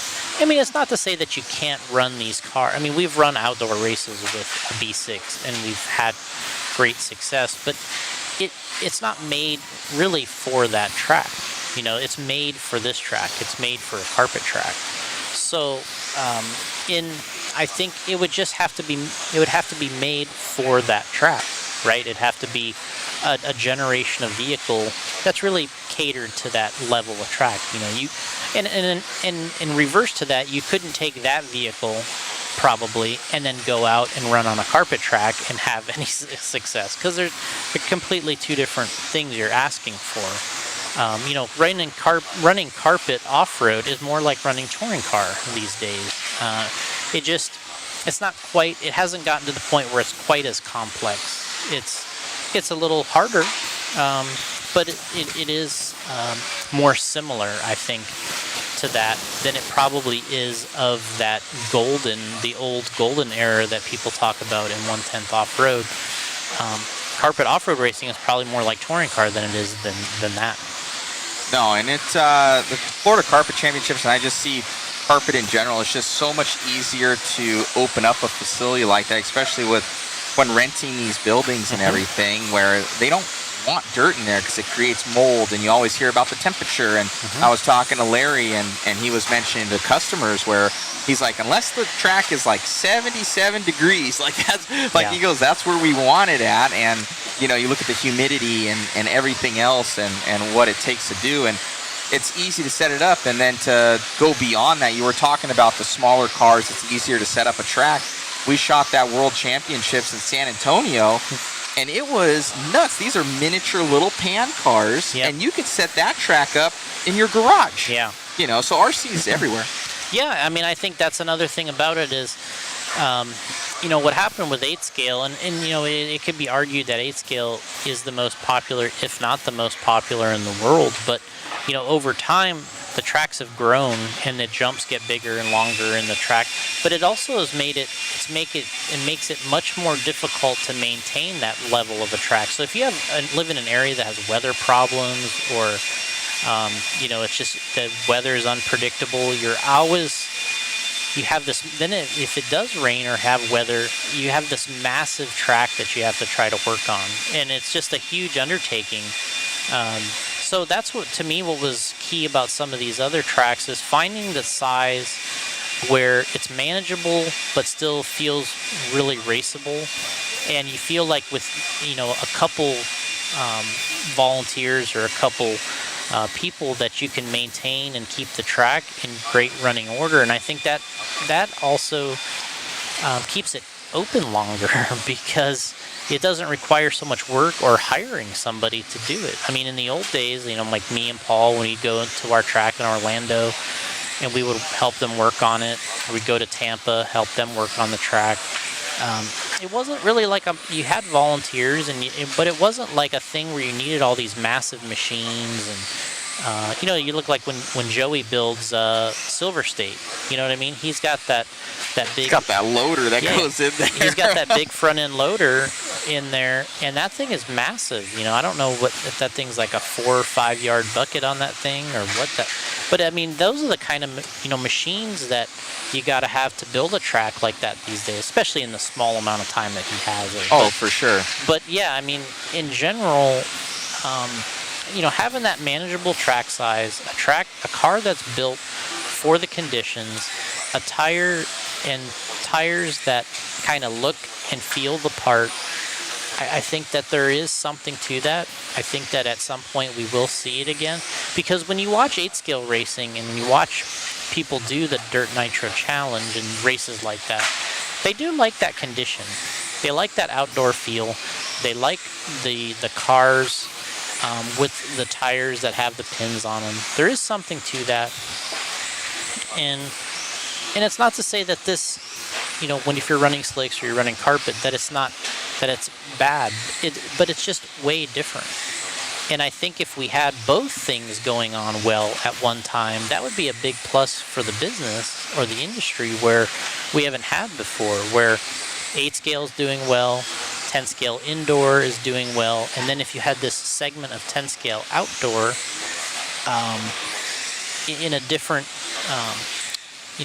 a different surface and a different feel, it's almost like not even the same class in a sense, because it's a 10-scale buggy, but they would be very different, I think. So, and it's not to say, like we said, like they still have 10-scale racing outdoors in many areas, and Australia, the Worlds in 2025 is going to be outside.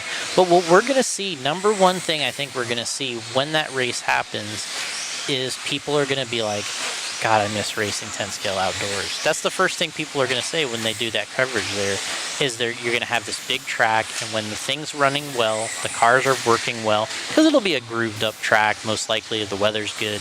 They'll have this, you're going to be able to have the cars up to high speed. They're going to be quick. They're going to have most likely pin tires on them.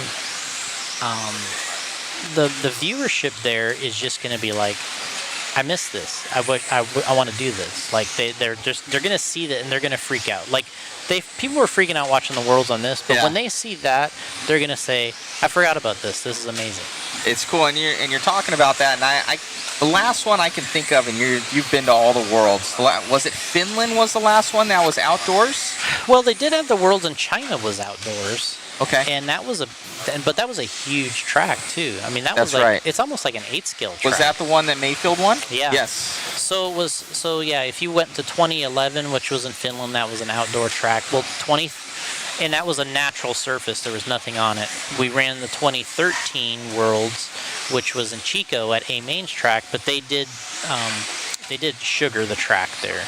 So then the 15 Worlds was on the AstroTurf when Spencer won. 17 was on the track in China where Mayfield won, but that was the big outdoor track. And then we went 19 at Hootie Arena, which was an indoor track, but kind of like they ran outdoor tires, and the track was a low traction kind of track. It was kind of a mixture of both. I was at that one, and I thought that was one of the best Worlds I've been at. Not necessarily because of the track, just the event and the building and the level of participation they had.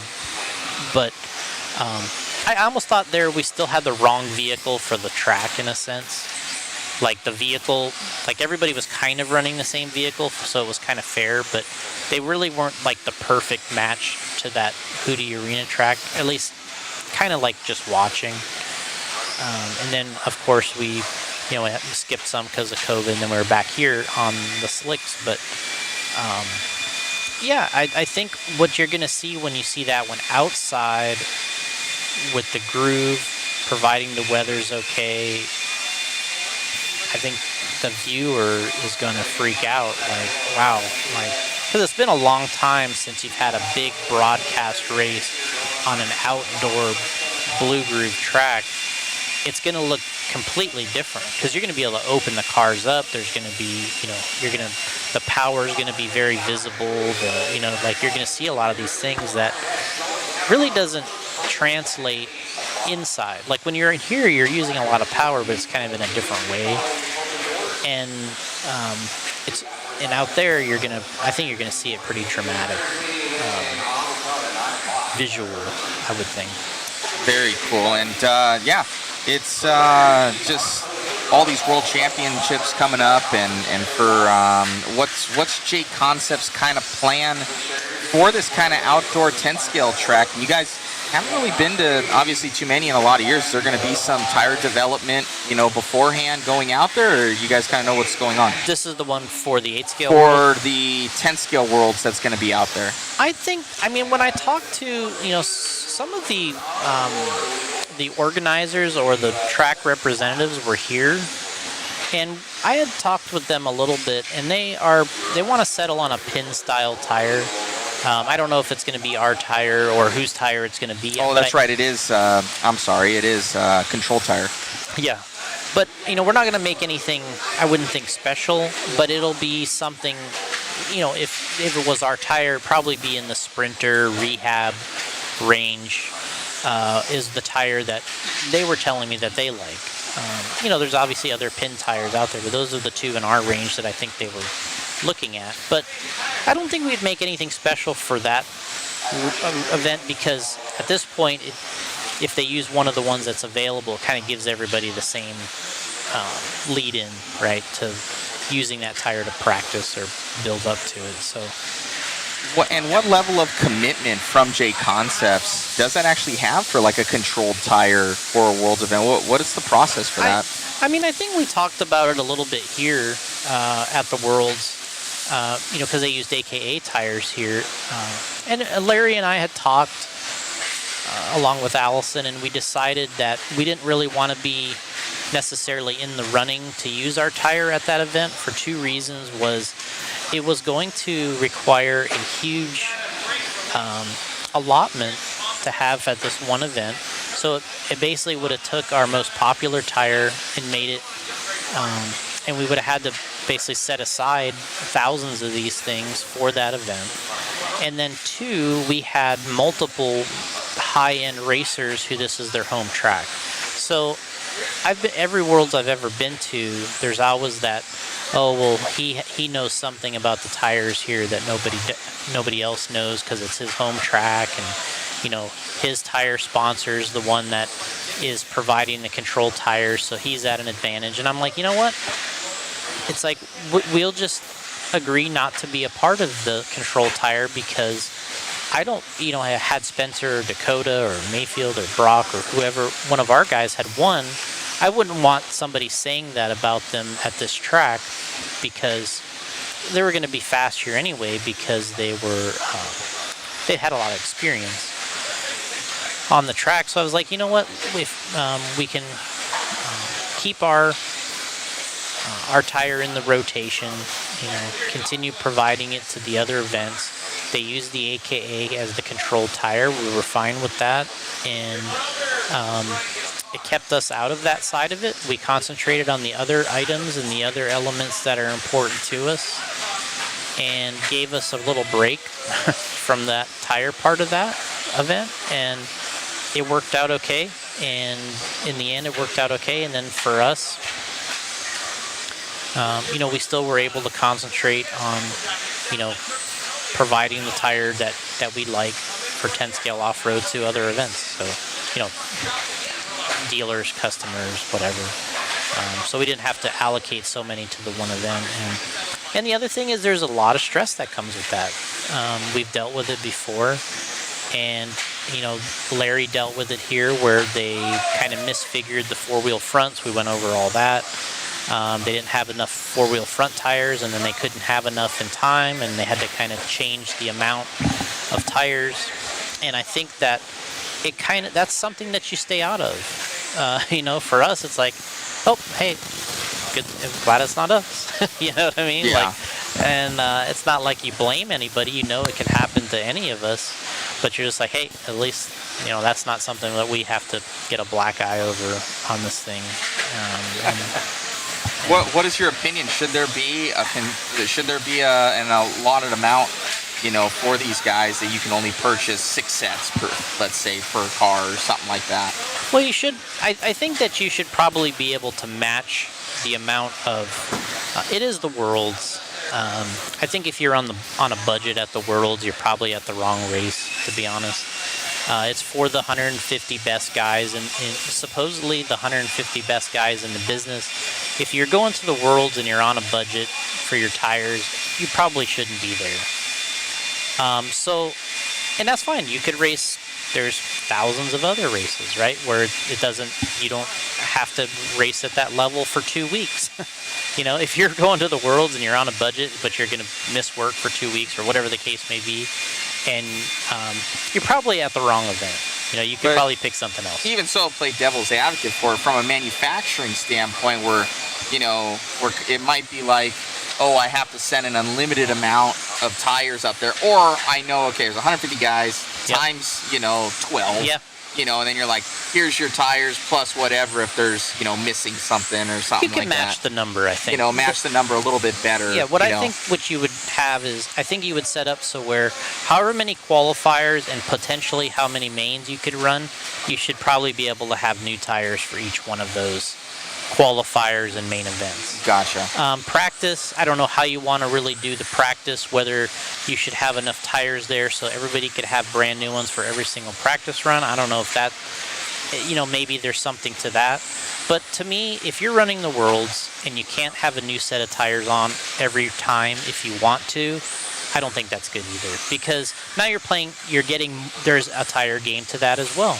Like they have in touring car where guys just pull off because they put on a brand new set of tires because they have a limit in touring car, and it's not limited to how many qualifiers and mains they have. It's like they have less sets than they do races. So, and it's substantially better in many times to have the new ones on. And in that racing game, there'll be drivers that put on their new set ready because that's the run they want to run good. They put their new set on, and then they have a bad first lap or they make a mistake and they'll pull off and not complete it because they say, hey, I don't want to ruin my good set of tires for a qualifier that I crashed out in because my goal is the top of the A main, not the D main or whatever the case may be. So I don't like that either, because I'm thinking, do I want Bruno Coelho to be running a qualifier at the World where you see him pull off because he wants to save his tires? It's like, no, what's the point of that? Like, hey, if you crash and you can put a new set of tires on next run too and go for it again. It's like, I don't think that makes any sense. It's like, if you're going to be at a race, especially like something, you're going to be there for 2 weeks. You're gonna have all this money in the entry fee. You're gonna have all this money in hotels, travel, the cars, the parts. What's another couple sets of tires really at the end of the day to make it right? Yeah. Especially at the highest end. When you got guys, they talk about in the World Final A mains of touring car, and you still see that where they're like, oh, well, he's got a brand new set of tires on this run and he's gonna be favored, and then it's like, you have that situation where if they have a bad main, they pull off, or whatever the case may be. To me, I don't think you have to have that strategy in it. Yeah, I think it was one of them for the 8 scale. I think it was the wing cars that they had in Japan, and I think one of the strategy for their tire setup or something was one of the the biggest parts of the win or something like that. I don't know if you know exactly what happened, but they had mentioned something like that. Yeah, so to me, I think you should have the same amount of tires if you want to run new ones in every qualifier and every main. Now, practice, if you want to change how the practice is done, so you don't have to have new ones every practice. I could see entertaining that type of thing. But I think by the time you're at an event of that size, of that caliber, I think limiting the best guys on the amount of equipment they can have is kind of pointless, because you're kind of unlimited racing anyway. Yeah. So it's like, sure, if you're having a spec kind of series or something where it's like, it's more of entry level, budget level racing, and you want to limit what people can do, sure, that's fine, right? Like, that's the goal of the event, is conserving money. The idea of the Worlds isn't to conserve money. You know what I mean? Like, if you were trying to conserve money at the Worlds, you wouldn't even go. Like, that's, it's basically about going all out to try to win. That's what the Worlds is. So, if you have a if there's a spec level of event, then you get into those things. Limit less tires and less this, or motor cost, battery cost, whatever. Then it makes more sense to me. Totally makes sense. Different perspective on it. I thought it was so easy to just do this, and you're like, well, you look at it a different way, and it's a very good way of looking at it. So we've talked about events, we've talked about tires, talked about worlds. Now, there's some new cars coming out that we've seen. We saw Mugen just drop their two-wheel drive. I know Schumacher has been making a huge push. Yeah. I would say I call it 3 different tiers. There was always the AE, the TLR, and then the Kyosho tier. And then Kyosho kind of dropped out a bit. It's seemingly the TLR seems to be dropping back a little bit. I love my Horizon guys, but they have not had a new vehicle in a very long time, especially on the two-wheel drive realm. It looks like Schumacher has been, putting in a lot of time. They got Brock, they've got Cavalieri now. They've got a lot of fast guys that they've. So I'm almost saying that they're, maybe 3rd tier right now, trying to kind of vie for the TLR spot. Where they were before they were, definitely on the. The turf and carpet side. And then another one would be X-Ray too. X-Ray's always been there, but I think a price point has always been kind of for some people, or ease of getting product. I think that might go for Schumacher as well, but as hobby shops bring them in. So there's a lot of new cars coming out. What are your thoughts on some of these other companies and the vehicles that they're making? If I just kind of look at things from a distance, to me, Team Associated's business and their niche, if you can carve out a niche in this, is a two-wheel buggy. They have the RC10. That is the iconic vehicle of 10-scale off-road racing. It is the RC10. So for them to have the most dominant two-wheel car, or the most popular one, is kind of important to them. It's kind of like, like the Ford F-Series pickup, the best-selling pickup in the world, right? Like, to them, it's important we have to have a great F-150. Like, this is our thing, And I think for them, for Associated, it's important for them to have a good two-wheel buggy. They can deal with people saying, hey, maybe we don't like your 8-scale that much, or maybe we don't like your 4-wheel that much, but we don't like when you say you don't like our two-wheel, right? Like, to them, that's important. That's like personal, right? Like the Jordan video, this is personal. You don't like our two-wheel. And that's how I think they have to approach it, this is personal. We want everybody to think we have the best two-wheel. And it is. I think it is important. So I think what we're going to... So everybody out there, I think, is trying to take a shot at that particular vehicle because it has that reputation, whether it's true or not. Obviously, we've seen Dakota win everything with his TLR. It's obviously a great car. But I think people still, if you have to corner them and you have to say what two-wheel you're going to run, they'll be like, I think I'm going to get the Associated. Like, it's that one that they just, they kind of default. They like it, right? They're like, you know what? They'll always come up with a reason why they choose it or they like it. So it's important. That class is important, but like you said, TLR, proven they can win. Schumacher's been around this game as long as everybody, They've been in the business, Associates celebrating that 40th anniversary or whatever of the RC10. And, I mean, Schumacher's got to be right there close. They got to be close in the same time range of two-wheel drive buggies. And I think that to me, I had a Schumacher when I started in racing. It was the Cougar 2, I think is what it was. And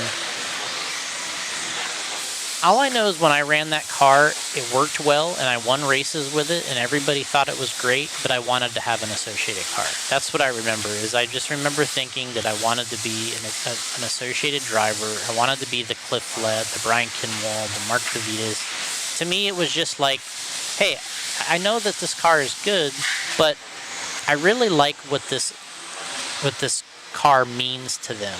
I really like the idea that there's something great about the Associated team, especially in two-wheel drive and that buggy, and it meant something to me even when I didn't really know anything.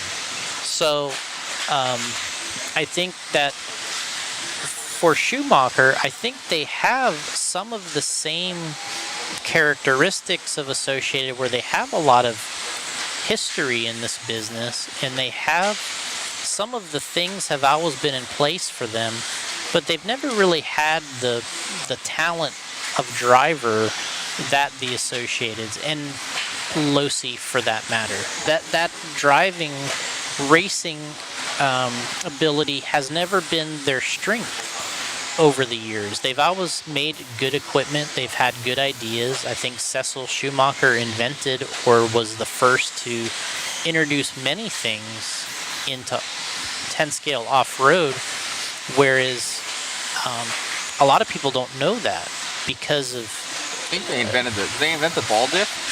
Right. Yeah. And there's other things. There's, the way they do their steering, and the way they've had, bearings in the hub, the front steering blocks. There's all these different things that they've kind of had over the years that, they had lay down shocks on a car in the front. They had a cantilever mechanism in the front end and the front shocks inboard, and they've tried all these. They've had bearings and rear drive shafts. They've had belt drive transmissions. They've had, they've had all kinds of different things over the years, but they've never really gotten the same amount of, credit for some of these things that they did do, because they never had that Masami. They never had the Jay Halsey, the Cliff Lett, these guys that are just absolute, they're the legendary drivers, right? There's legendary cars and then legendary drivers. So they never had really that guy. And they've had good ones, really good ones, but never like that. So, but now I think that they kind of spent some time not sure exactly what the direction that they needed to have with these two-wheel buggies. Are we making it for dirt? We're going back to that. Are we making it for dirt? Are we making it for AstroTurf? Are we making it for carpet? And they've kind of made a lot of different platform changes. Now we're going back to the 90s. They had all kinds of things they're throwing at the wall. Because Schumacher's had all these two wheels all the way along. Ever since this, sometime, after the RC10, they've had a car too. And they've had different generations, Cougar 1, 2, 2000. I remember there was a Cougar 2000. There was all these different ones. They're moving the motor all around. There's different A-arm links, and they've had everything. They've had way more platforms than Associated's had. If you put all their cars probably out, they've had way more than anybody else. So, but they've never really been able to prove necessarily any one of these layouts or configurations is better than the other.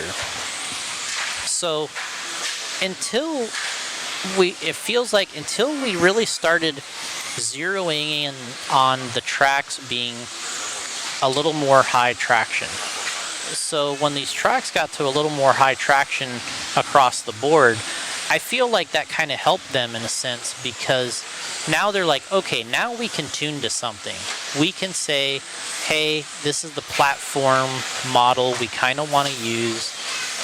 We know this is the condition, not only in Europe or the UK, but now this is becoming a popular thing in America. And I think that the sort of the stabilization of the surface we're racing on has made a huge difference for them, because it's been able to allow them to kind of say, all right, let's take this, and now this is something we can race with in America, in Europe, whatever.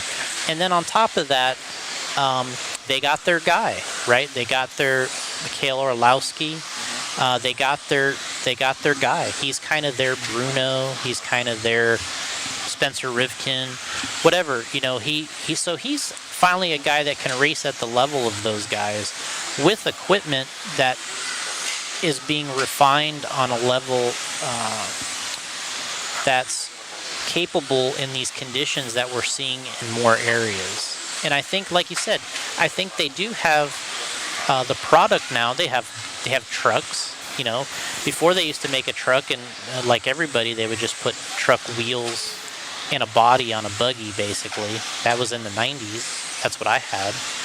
And But today they make the purpose-built truck like everybody else. So if you want a 2-wheel, 4-wheel, or a stadium truck, they have it. Like you said, I think that's they have a big opportunity to be a number 2 in this area or in America if they continue to refine that platform to where you say, wow, these guys are just as good at 2-wheel and 4-wheel as Associated and Losi.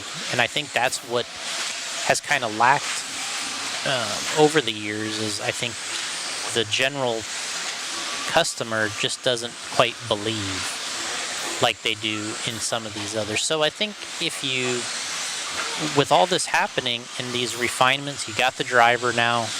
Now you can kind of prove some of your concepts, right? Before, it didn't matter what you put. If I'm racing Masami, it doesn't matter what you give me and he still wins.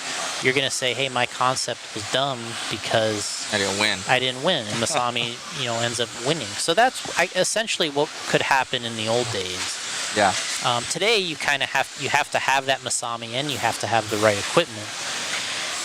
But so yeah, I see them as a threat in that number 2. But there's a couple things that still have to come together for them. TLR, like you said, we all have great buddies at Horizon. They spend a great deal of time on that dirt bike project, kind of put them behind on the racing side, we'll say. But guys like Todd Hodge, guys like Frank Root and Thomas, obviously, guy that I'm close with, they like this. They like racing. That's where they all kind of got the bug for the RC, was through this. And I think that they have the driver, they have Dakota, they have the world champ and Tater.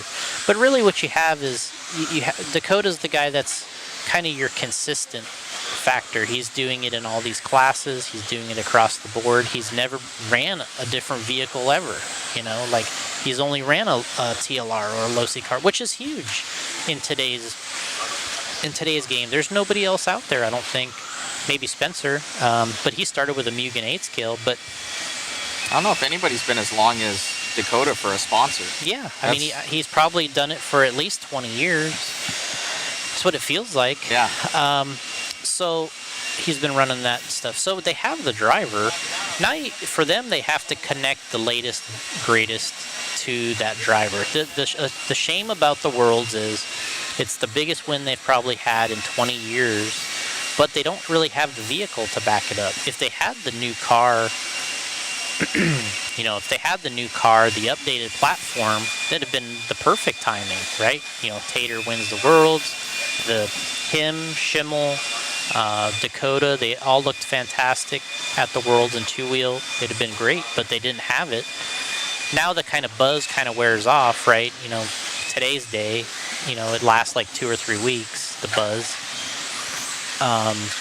So now you kind of start from scratch again with your buzz, and you got to get that.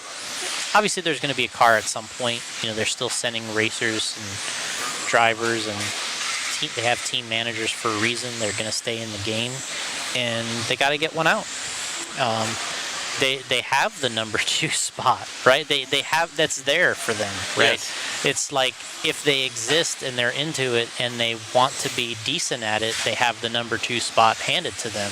They want the number 1 spot, right? For 2-wheel buggy, we'll say. I think we're talking about sales too. Yeah, of course. I think it's pretty fair to say the Associated 2-wheel is the best-selling 2-wheel. I don't know the numbers, but that when you go to these races and you go to these tracks, it's kind of easy to see. It's got to be the number 1 seller. So they want that number 1 selling vehicle. But you got the driver, now you got to deliver the car to that people want. If you don't have the obviously, as we see, if you don't have the tire you want, if you don't have the puck system that they want, you don't have the product, they ain't gonna buy it. Yeah, it's gonna be gone. They're your buddy, man. When that stuff's hot, your phone's blowing up, your emails are blowing up. I gotta have it, and it's kind of annoying, but at the same time, it's a great indicator that, hey, at least the stuff is working, right? Yeah. People want it. When you're not getting anything, it's kind of like, all right, well, what? You mentioned that, and just like production side and the puck system stuff and everything, but when we do stuff, we always look at Associated. It's like 10 to 1, you Yeah. know, as far as between that and TLR, because it's just, they're just everywhere. Look at the pits that are here. There's, you know, almost 2 rows of AE from what I can see. Yeah. And there's, you know, I'm just being real, there's 4 guys from what I saw for TLR. And, Yeah. you know, I love those guys. I've driven I think it was the 3.0 at the time. And it was amazing. It Yeah. generated a ton of traction. I'm like, this thing's way better than my B6. Like, I love the B6. The .1 I didn't like. I think since then they've moved over. Once it was with that new ARM situation they had, but you know, the newer version of the AE car is amazing. I didn't like the .1 for some reason, but the B6 was amazing. I drove the TLR. It was amazing. It drove well. But I think it's like the quick change rear diff. It's the ease of working on it. It's the parts availability, and not having to go out and fixate other arms and stuff on the vehicle to try and do things. You know, it's something that's already has a package there. Well, what it does is it eliminates excuses. Yeah. So what I've found in this is drivers, you can kind of pick your brand, right? Which one you like, and you can get beat, and it's like you can kind of justify it because you're still supporting the brand you like. But once you start doing a lot of work to keep yours up to speed with the guy that you're perceiving doesn't have to do as much work, and you're still getting beat, then that's when they say, you know what, they're just too far behind. That's what people say. Whether that's true or not, that's the reality. Yeah. So I think that's the position they're in. It's not that it can't perform, win the worlds, and do all these things, magical things that Dakota's won. I mean, he's had to win like 90% of the races the past couple years, but they want that fresh one. You know what I mean? You like that new car, the new car smell. That's the deal. It's one of those things where, like, you know, the aftermarket game. I think we talked about it, and with Associated, and I think X-Ray's even worse with it, where there's like, you know, X-Ray's coming out with a car. It's a 24. It's a 25. You know, it's always the XB something. And same thing with the .1, .2. Everybody's always looking for that next one. Yeah. So I had a long conversation with Spencer about that this morning, actually, when we were kind of waiting for them to open here.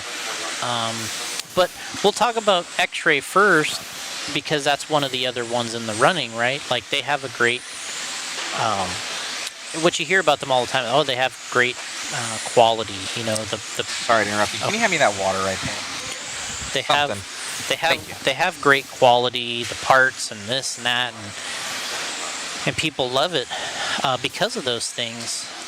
And then they kind of have this model of they release an updated one every year. So there's a updated version every year, which people have become accustomed to. You know, there's a 2023, then there's a 2024. It's kind of like the real life. Like how you buy a real car. Buy a car. Yeah, so it's like I got the 2020 Raptor, right? And then it's like, oh, well, the 2023 is out. You know what I mean? Like, there's a year model. You expect there to be changes, and I think people now they kind of know that from X-Ray. So X-Ray says, we're going to sell X amount of cars in 1 year no matter what we do.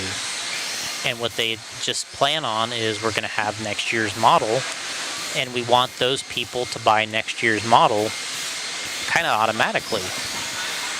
Like a subscription.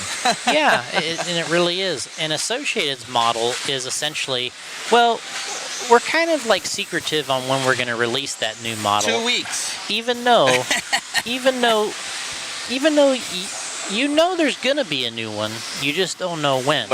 With X-Ray, you know there's going to be a new one, and you kind of know when it's going to happen. With Associated, they kind of hold that card on you, where they say, hey, you know what, there is going to be a new one, I'm just not going to tell you when it's going to be. So that's kind of the difference between the two of them.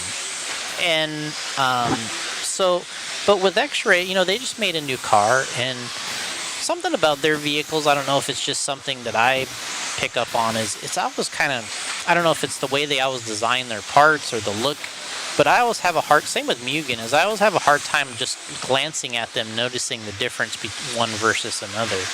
Like when there's like a 2021, a 2020, like when I look at them, I'm like, especially with Mugen 8 scales, I'm like, this thing doesn't look any different than your MBX7. You know, like to me, like Ryan, I'm like, when he was running Mugen, I'm like, what's the difference? Yeah, what's the difference? You know, and there is a bunch of differences, but well, shock towers moved a little bit, and the arm's a little bit longer, different little hub. Yeah. So, and I look at all the details, like how the arm is made, like you know how they decided to where they put the webbing, and how the, you know, are they have a chamfer finish on the edges? Is it a radius finish? Is it a sandblast look? Is it a polished look? And I'm looking at all that stuff, and so, but.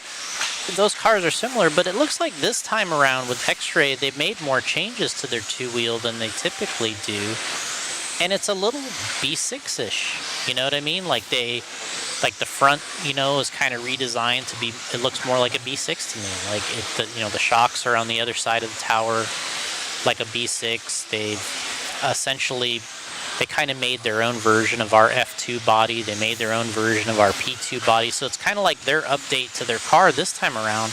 It's like a B6 with our body. That's kind of like, you know what I mean? That's what they've almost kind of updated their car to. Now, granted, there could be, you know, 1,000 other options. But just from me looking at it, that's kind of my take, is they said, hey, this is the most popular car. Does it work good? Okay, we think it works good. All right, let's make some generational changes. It's got the bigger shocks, you know. So it's like, so they're like, hey, let's take a look at the top associated car, and they're like, okay, so we're gonna make it some changes like this, and then we're gonna put a JConcepts style body on it. Like that, to me, that's what it looks like. Got it. But and speaking of X-Ray and you know, going with that, and they made these changes, there was a huge mix-up. Ty isn't going to be with us, you know, or with us, but on X-Ray next year, what do you think his future plans are? It's kind of still up in the air.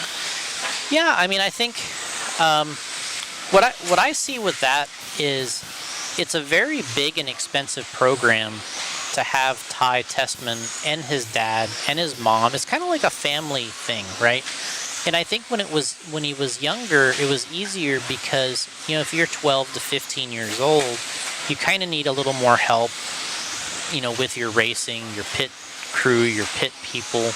And that's where the family really came in. The dad helped them wrench. The dad kind of helped them. They kind of had, to me, they kind of had the program worked out a little before everybody else, and they had it for Ty at a young age for him, and that was due to, I think, a lot to his dad.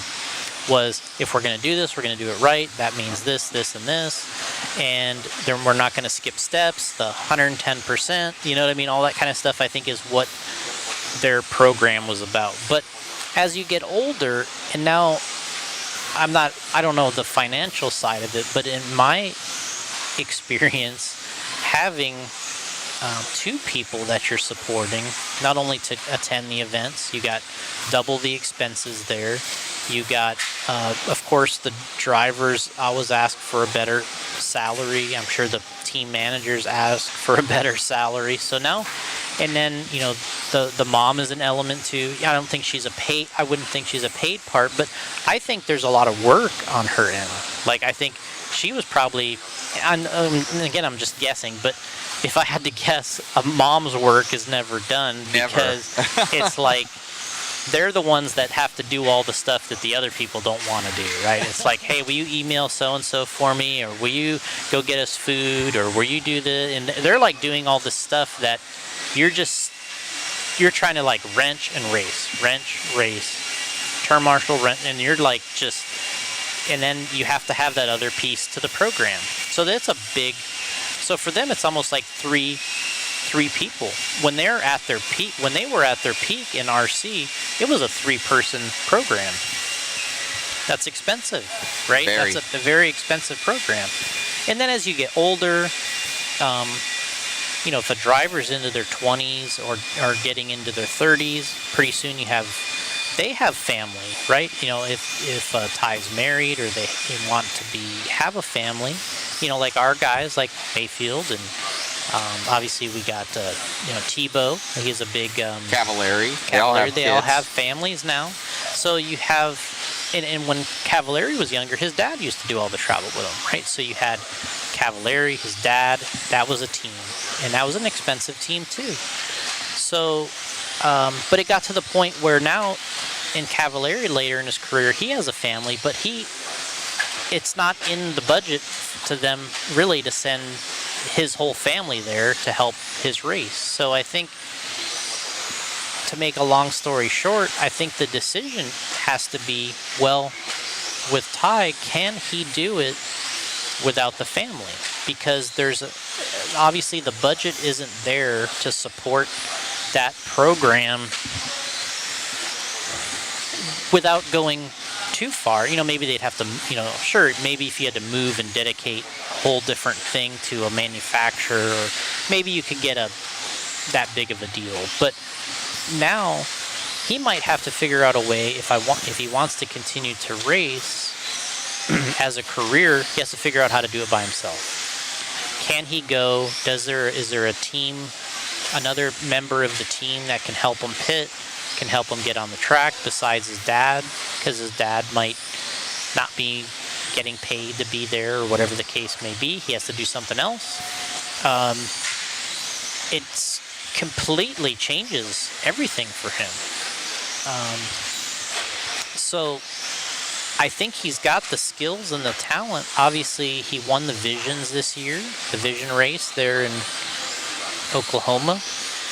He was the big winner. I think he won was it $7,000 or $8,000 there when we were there. He's obviously can get it done against the best guys that were there, but it just seems like the rest of it's doesn't seem like it's there. To me, X-Ray they're kind of like, maybe they were weighing the costs, and they're like, wow, to have this big team, they need to dominate, right? They need to win everything to justify this cost. And you can't do that today. You can't just sweep every nitro race. You can't just sweep every 10-scale race. You're going to have hits and misses, but you really do need to be on the podium quite often at that level. So I think that he's going to have to find something that's really just him. It doesn't have the family as connected. He might have to travel by himself, take all of his equipment there, rely on other teammates and other people to help pit him if he wants to continue in the business, similar to how, that's how Ryan really has done it.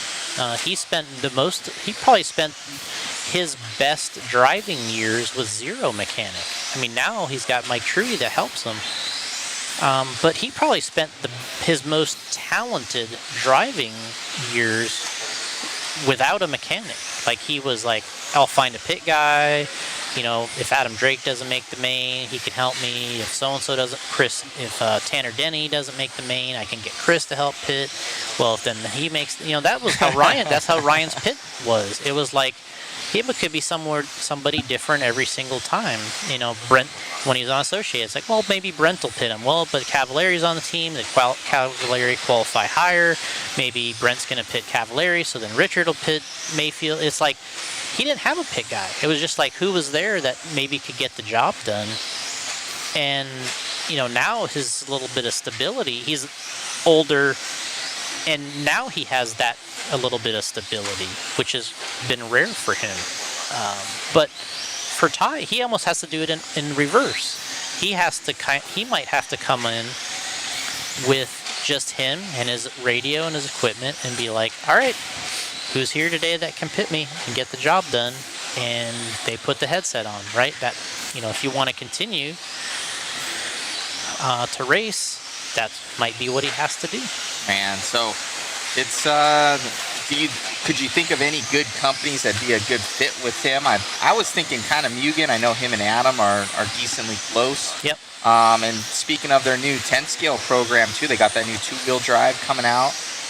So it might kind of be a good fix. I don't know really who, at least here in America, on the Mugen side, we got Adam, a very talented, great ambassador for the hobby.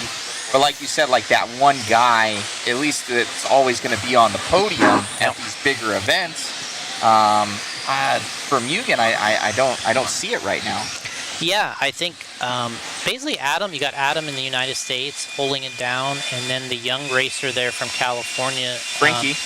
Yeah, they got him on the team. He's been doing a great job along with Adam. Frankie's been fast, but not really quite ready to travel to all these events either. And Adam's at a different part of his career where he's more of a, he is of course probably always going to be a racer, but there's a difference between going to these races and being favored to win the Worlds, the Nationals, as opposed to going there and being a good support or an ambassador for the brand, being able to race well and make it look good, but you're not really expected to win. And I think he's in a position where he's not really necessarily expected to win the Nationals or the Worlds, but he goes there to represent the brand well, and he does his damage on the local scene, the events he travels to and does clinics, and he has built his name as a great, basically a teacher. He's very, very good. Probably one of the best I've ever seen, for the hobby. Yeah, I think. General. I think what it is you kind of get it at a certain part, and he kind of gets it. He's figured out some things for himself, which is very good. But I think for Mugen, he would be kind of a cool fit at Mugen. It is similar to the way Mayfield was, because you could get some help from Adam, you could get some help from others. He is a guy that could run your two-wheel buggy. He could do a good job there. Obviously, it's just probably a matter of time before they have a four-wheel. Then you kind of have the complete set. You have the 5 vehicles. You have the 5 vehicles then to choose from to go racing. But, I think my personal, I think like the 8-scale or the Mugen 8-scale buggy to me is like that's like their piece. That's like the associated two-wheel. What the associated two-wheel means to Associated is what the buggy, 8-scale buggy means to Mugen, which is, kind of everything. And I think that would be a good place for anybody to run an 8-scale is with Mugen. But are they willing to? I don't know them as well as, obviously I know Chris and Adam and all these guys, but I don't know the business on their side as well as some of the others. But I think, are they prepared to go all out in that fashion where you have a guy that races 5 classes and has to be at 20 events a year? So you have to pay somebody's travel for 20 events a year for 5 different classes, and then you have their salary on top of that. They've never really done that before. So is that worked out? Do they have that worked out? That's something that some of the others are accustomed to now, but they've only done really 8-scale. So I think that car-wise and maybe the friendship with Adam, that's probably the best fit for personality.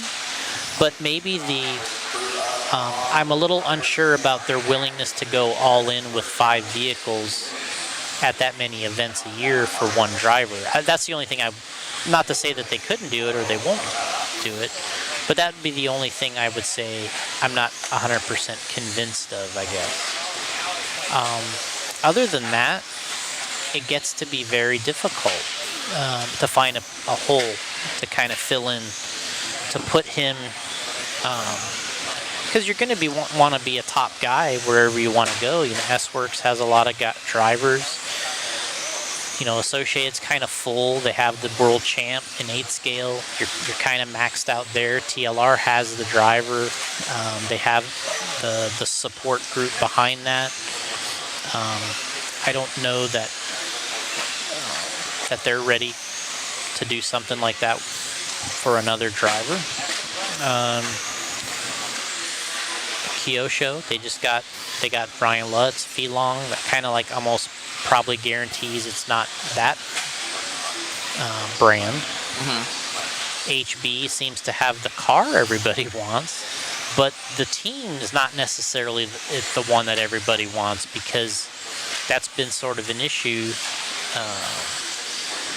below the surface. Is the team hasn't been delivering on what they're promising to some drivers. So I think there's no question that people love that car. Like, I've heard driven these, one. It's amazing. I've heard these guys enough. I've heard these guys in the pits enough to know when they say magic car, that's one that comes up quite a bit. It's no surprise that people love the car, but the team side of it and affording all these drivers and whatever they're expecting, that hasn't, I guess, been the strength. But I don't see that working out. I've been hearing that too. I don't see that working out. So other than that, we've got S-Works. I think they're pretty full. I know they got a lot going on. Yeah. Somebody had mentioned the idea of complete, and I didn't even think about it, was Serpent. Yeah. I don't really know what's going on with Serpent, honestly. I mean, to me, their peak was when Billy raced and he did the designing, and Paul Ciccarello was with Billy. That was kind of the peak of their 2-wheel, 4-wheel, 8-scale program. Hornhorse was with them too then. Yeah. He did well with their 8-scale platform. They had a good little thing going, and I just don't see... I think they've been kind of squeezed out a little bit is what I see. They're just, on this level, they're not really prepared to commit 100% to maybe somebody. And on that level, and maybe... the rest of the program doesn't. I just don't see it. I mean, if it was in that era with Billy and Paul and everybody that was really pushing hard, dropping him in would have been amazing. But now you're kind of dropping in with nothing else there. I mean, Billy's not really even running right now. So that's the only other company that I associated. Obviously, they're full. Yeah. We've got, what other manufacturer? And obviously, it's not X-Ray. Well, there's that Sparco. Sparco? Yeah, I've seen those cars popping up, and I'm sure if they have the money, they could probably figure something out with Ty. But now you're talking about, the way Ty is brought up into RC with his dad and their program. They're going to be pretty hard on the manufacturer when it comes to the performance, the quality, the build, the settings, the ability to have response to change, right? So they've had all that. They've had that at their disposal over the years, whether it was with HB, Proline, X-Ray. They've always been one of probably one of the racers that have gotten the best response from their sponsors, ask for getting what they want. Yeah. So are you going to get that with a Sparco or something like that? If they did, maybe that's good, but he would have to run the car, I would imagine, and say, do I really like this? Am I really ready to go down this road? I think they just got Tyler Jones. I think he just went over there. I don't know if it's been announced yet. I won't say anything, but I know a racer out on the West Coast here, a pretty prominent one, is going to be going to them. That's the one the dad's the world champion? Yeah, that one. Won't say who it is. I don't know if he's said anything, but maybe. Mayako, I don't think they're going to go to that one, just for probably personal reasons. Relationship-wise, it's tough. I mean, everybody. The part that cracks me up is when you read people commenting online, like they think these drivers could go anywhere. They think it's up to the driver, right? They're always like, oh well, I think he's going to sign with so and so, or I think he's going to sign with so and so, and it's just like, well, you're assuming that they can do all this and they want to do all this. Not everybody's in the position to just, hand out these, in this business, what would be a mega travel, a mega product, a mega salary deal. And we were talking about that. We have a little Facebook group, and my buddy Lee Gravel was saying something about it. And we were going through just how much is it to do this? And I know a little bit of how much it costs. I've traveled for MIP, obviously traveled for this, and it's just myself and doing it kind of on the business side of it. We don't really make any money as it is. And for these guys to make money as well as travel, I was like, well, they're probably around the 50 to 70 range for as far as salary. And then you're going to have expenses on top, which is probably another 50 or 60. Yep. And then you have contingency, which is probably another 50, that you might guarantee. Yeah, that's if you have a good year or something If you like have that. a good year. So you're potentially looking at 150 grand.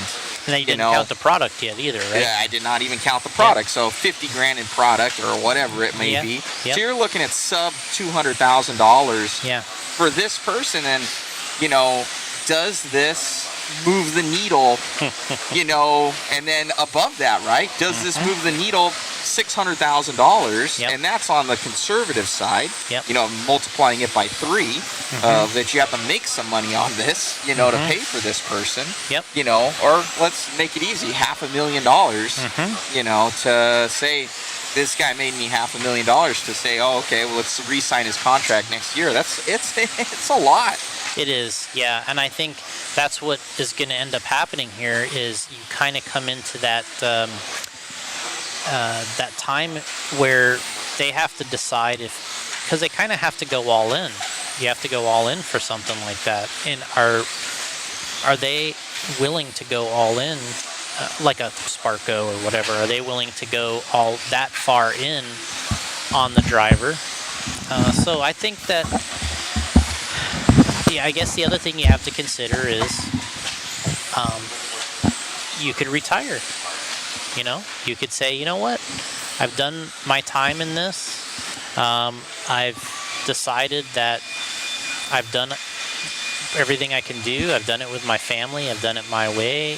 And this is it. I don't need to do this anymore. I'm going to do something else. I mean, that's a possibility. And it's also, like you said, it's a huge toll. Not a lot of people do this or know, but you start thinking about it, you're like, man, it'd be awesome to be a paid RC driver.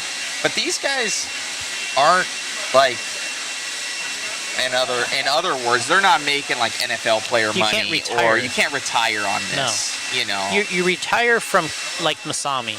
He's like the perfect example. Like he's the most successful world champion of all time. And with the amount of titles, but he's not retired. You know what I mean? Like he's still working at Yokomo. He's about 50 years old, or maybe I think he's about 50. He's not retired, and because this isn't a sport activity hobby that you get paid millions of dollars to perform in, and then you can save enough to retire and live off of. You're just this is basically a hobby that you get paid a good salary at the very highest level, but there's only about 10 of those positions available. And so my thing is, despite whatever I tried to do as a racer or felt like I was trying to do, driving isn't really a career. People only think it's a career because there's a handful of guys that have made that happen. But there's far more professional NBA players and far more professional NFL players and all this than there is of RC racers. And on top of that, in this, you make a good salary as one of the best in the world, but you can't retire off of it. It's enough to do it while you're doing it. And sure, if you're a little fortunate, you could probably figure out a way to have a good amount of that money at some point in your life still, but you're not making it like an NBA player or an NFL player or whatever, or a real race car driver. I'm sorry, not real, one-to-one scale. We understand. Where you can just say, you know what, I'm going to retire and I'm going to go buy my big house in the country and I'm just going to do whatever I want. And it doesn't really work like that. And so the most successful guy out there, Masami, he's still working, even though Yokomo got bought, many years ago. It got Tom Yokobori sold it, and Masami no longer worked at Yokomo after that, so he had to find another job and different opportunities. And really, his best skill was with the people and having a great reputation and being this winning machine, right? That was his thing, and so he almost probably had to reinvent himself a little bit to say, oh, maybe I won't be at Yokomo forever. They sold, and now I had to find another job. And he's still in RC, and it looks like he's finding a way to make it work. But he's not the RC juggernaut anymore as a racer. So you're kind of like you're like an everyday kind of guy, you know, like that, but with all these older accolades. So it's interesting because that's what you're faced with in this as a, if you retire, is that it's not like you just sail off into the sunset. Like, you know, like now it's the real work kind of starts. Time to buy the yacht. I mean, before you thought maybe your biggest thing was, you know, that your car didn't work that day, supposedly, you know, and you were really upset and you thought it sucked. But now you have a little more of a real world situation where you have to decide if what you're doing for work and your activity is, are you happy with it? You know? Yeah. And so I think that unless he wanted to just jump in with a manufacturer and kind of reinvent himself in the RC business to some extent, which he has the experience, the knowledge to be involved in something for sure. He could be one of the rare guys, like a Matt Francis, who just said after a certain race, "This is my last race. I'm gonna go do something else." And it probably, I've only talked to Matt a couple times since he was retired in RC, but I wouldn't be surprised if he said it was the best thing I ever did. Yeah. You know? Yeah. Because I don't know this for a fact. I'm just assuming because he has been successful outside of RC racing. I think he's into real estate. Yeah. Yeah. And I'm sure he does pretty well. Yeah. But I would imagine he said, I probably got everything I could out of RC. I was a world champion. I did this and I did that. I traveled with both of the best teams in the golden age of RC. How am I going to beat that? He retired. Obviously, he's a good people person. Yep. Got into real estate. Probably not struggling. Has some kids. Got the family. And he's still got the great RC memories. He's still got the world titles and the wins, and he doesn't have to go through the agony of not being good, which is tough, you know.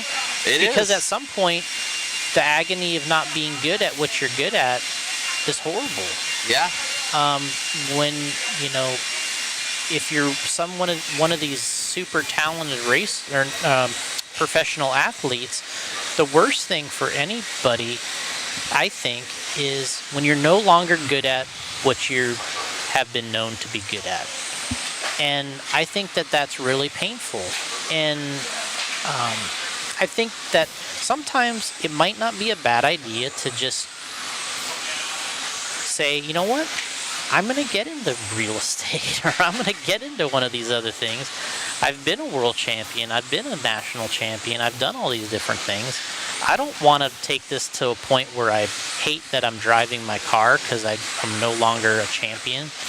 And just because I can make a few $1,000 a month, like that's not probably why to stick it out. You know, find something else that you're good at or you can contribute, get a good salary doing it, improve, and have the family, have the kids, and do your thing. The Matt Francis way. The Matt Francis way. Wow, that's a really good way to look at it. And yeah, finish out on top and think about that with the painfulness of it. And I think everybody does go through it. You know, I realized very early on that I'm like, you know what, my skill's not going to be in the driving side of it. It's going to be in hopefully another side on the manufacturing or, you know, this side of it, you know, to make a difference and to help this hobby grow. Because it is a great hobby, you know, for hobby or sport, however everybody wants to look at it. Ton of fun. And I don't think when we go to these events, you know, and it is very competitive atmosphere, what have you, but I think some of the funnest part of it is being in the pits and meeting the people from all walks of life from around the world and the country. Yep. You know, and I think I get more out of that than I did out of driving. It's fun to drive. It's fun to win. You know, I really enjoy that. But I think the ride and the, you know, enjoying and seeing different places and, you know, problem solving and, you know, the competition, meeting all sorts of people. I think that's kind of the beauty of what this hobby is. Well, there are different aspects to it that you can take pleasure in. And besides just racing for yourself personally, which is what I think you kind of get into this because you like the cars. Then you realize you can race them, and then the racing is fun. Then you kind of go through these steps of, well, I want to be better. And then you try to get better. And then you go through this, all right, now I've had a little taste of success. And then it's like, all right, well, how much success can I have? And then pretty soon, you know, you're chasing sponsors and you're chasing, you know, what can somebody do for me and what can somebody do for you. And now you've just completely got way off track. You got in it because you like the cars, you like the track, you like the racing. It was fun. It felt good. You were with your buddies, but you got to the point where the results started to really dictate if you had a good time or not. The you know, the deals you get, your sponsorship levels start to dictate how you're feeling about it, which is really, it's a natural to happen in this and probably everything, but it also starts to kind of ruin it for you in sort of a weird way. And you make your hobby your job. well, what happens is when you start having that success, now it starts to become a selfish, like, kind of thing. Well, how much success can I have? And then once you start having, you know, I'm kind of saying this from my own experience, really, is now it's, all right, so if I'm going to go race this weekend in Tampa or whatever, I want to win both classes. Then, you know, then it's like, oh, I'm starting to win both classes. I like this. You know, you're into your equipment. And it's not even this day. You know, we're talking about before the sponsorship thing was where it is today. But, you know, back then it got to the point where it's like, if I don't TQ by 5 seconds, I'm going to be kind of pissed. And, you know, and then it's like you go and you're just like, yeah, I still TQ'd, but it was only by like a second. I don't know what's going on. I'm kind of pissed. And then the main is just, you know, you run the mains and you're not super happy with. You win, but it's like, I wasn't super happy. And then, you know, the judging aspect of it, of yourself and your expectations becomes so, you know, so narrowed that it's hard to really have this great time because, you know, you might be in the pits and you might still be having a good time with your buddies, and, you know, you can hear so-and-so's, you know, I can hear all this in my memory. Like, this is like how it went for me. Like, you know, it's like you can, you know, you're in competition with your people that you're friendly with. They're pitting away, but you can hear them preparing. You can hear the music that they like to listen to. You can see they're preparing for the main and you're preparing for the main, and you can feel these things kind of happening. And but you're still like, I want to win. Like, I want to win. And you go down that road, and then when you can satisfy your need for this winning, but that's all now it's like, that's what your whole basis is of your whole experience is off number one, and there's only one spot. Yeah, it's like, did I have fun that weekend? Well, I don't know. You know, did I win both classes? You know what I mean? Like, to me, was fun. Like, it got to the point where fun is winning. Yeah. And I think a lot of people get to that, where the winning really, really matters that much. You know, this is before you get paid to do it. This is just, you're trying to be an expert or a ground level pro. And so you start to see it at that level where really nothing's good enough. You know, a win is not good enough because it needed to be by more, or TQ, it needed to be by more, or, you know, we used to stay after you TQ and win both classes. We'd race. We'd be right back out on the track right when the main was over, because we're the last race, trying something else. We weren't happy. You know, you're like, I ran these front tires, and I don't know, I should have maybe ran these fronts. And you go back out there and you're checking the lap times. And you're like, probably next time around, next race, I'll probably run these in the main. I'll be a little faster. I mean, that's like the level of Then you get to the point where you're videoing everything. We used to video everything. We'd go back and watch the video. We run club races and we're like analyzing the video. We're like, yeah, the track was different. I should have did something else. And you might still be doing good, but you're just like, you're so overly obsessed with this thing that you're at that level of, you've really got way away from why you started in the first place. You're way far away from where you are. It's hard to pull you out of that too, and almost at the base of it is that, because I know I'm running Sammy's truck, and I had where I got taken out, and I'm steaming afterwards because I'm like, come on, and and you're mad or whatever, and then you're like, you sit down for a second, you're like, well, I did have a good time, or I'll learn next time, and and it's one of those things where you at the base of it, everybody wants to win, everybody wants to be successful, but there's a beauty to this hobby, of being able to do this, and it is a privilege, and a lot of us, it's a godsend to be able to be here and hang out with your friends. Yeah, I think you have to realize at some point what your capability really is, and if your capability is to be a world champion, then you can shoot for it. But if you're seeing that, and I'm not really that close, I've been doing this for quite a while, your capability isn't going to be a world champion. Especially if you're older in age, it's just not going to happen. You've seen Tater, 16 years old, he peaked at the Worlds and ended up winning. It's like he's 16, you know what I mean? He's probably been doing this. Ripken won at what, 15? Yeah, he was 15 or 16, and and we're talking about guys like Tater. He's probably been driving since he was 5, just like Dakota. He's driving since he was 5. So, you kind of have to set something as a goal. That's something that can make you happy with. You have to set a goal that really is probably makes you pleased. It's like, look, I ran a decent qualifier. I did kind of what I thought I could do. I was, a little, maybe I made a mistake or, one or two too many. And you know what? I'm going to have to live with that. That's fun for me now. Or that's what I'm capable of. And you have to say I had a good time. I enjoyed being there with my friends. I got out of it what I thought I could get. What my capability level was, and you have to be kind of happy with it. And a lot of people need to probably learn that.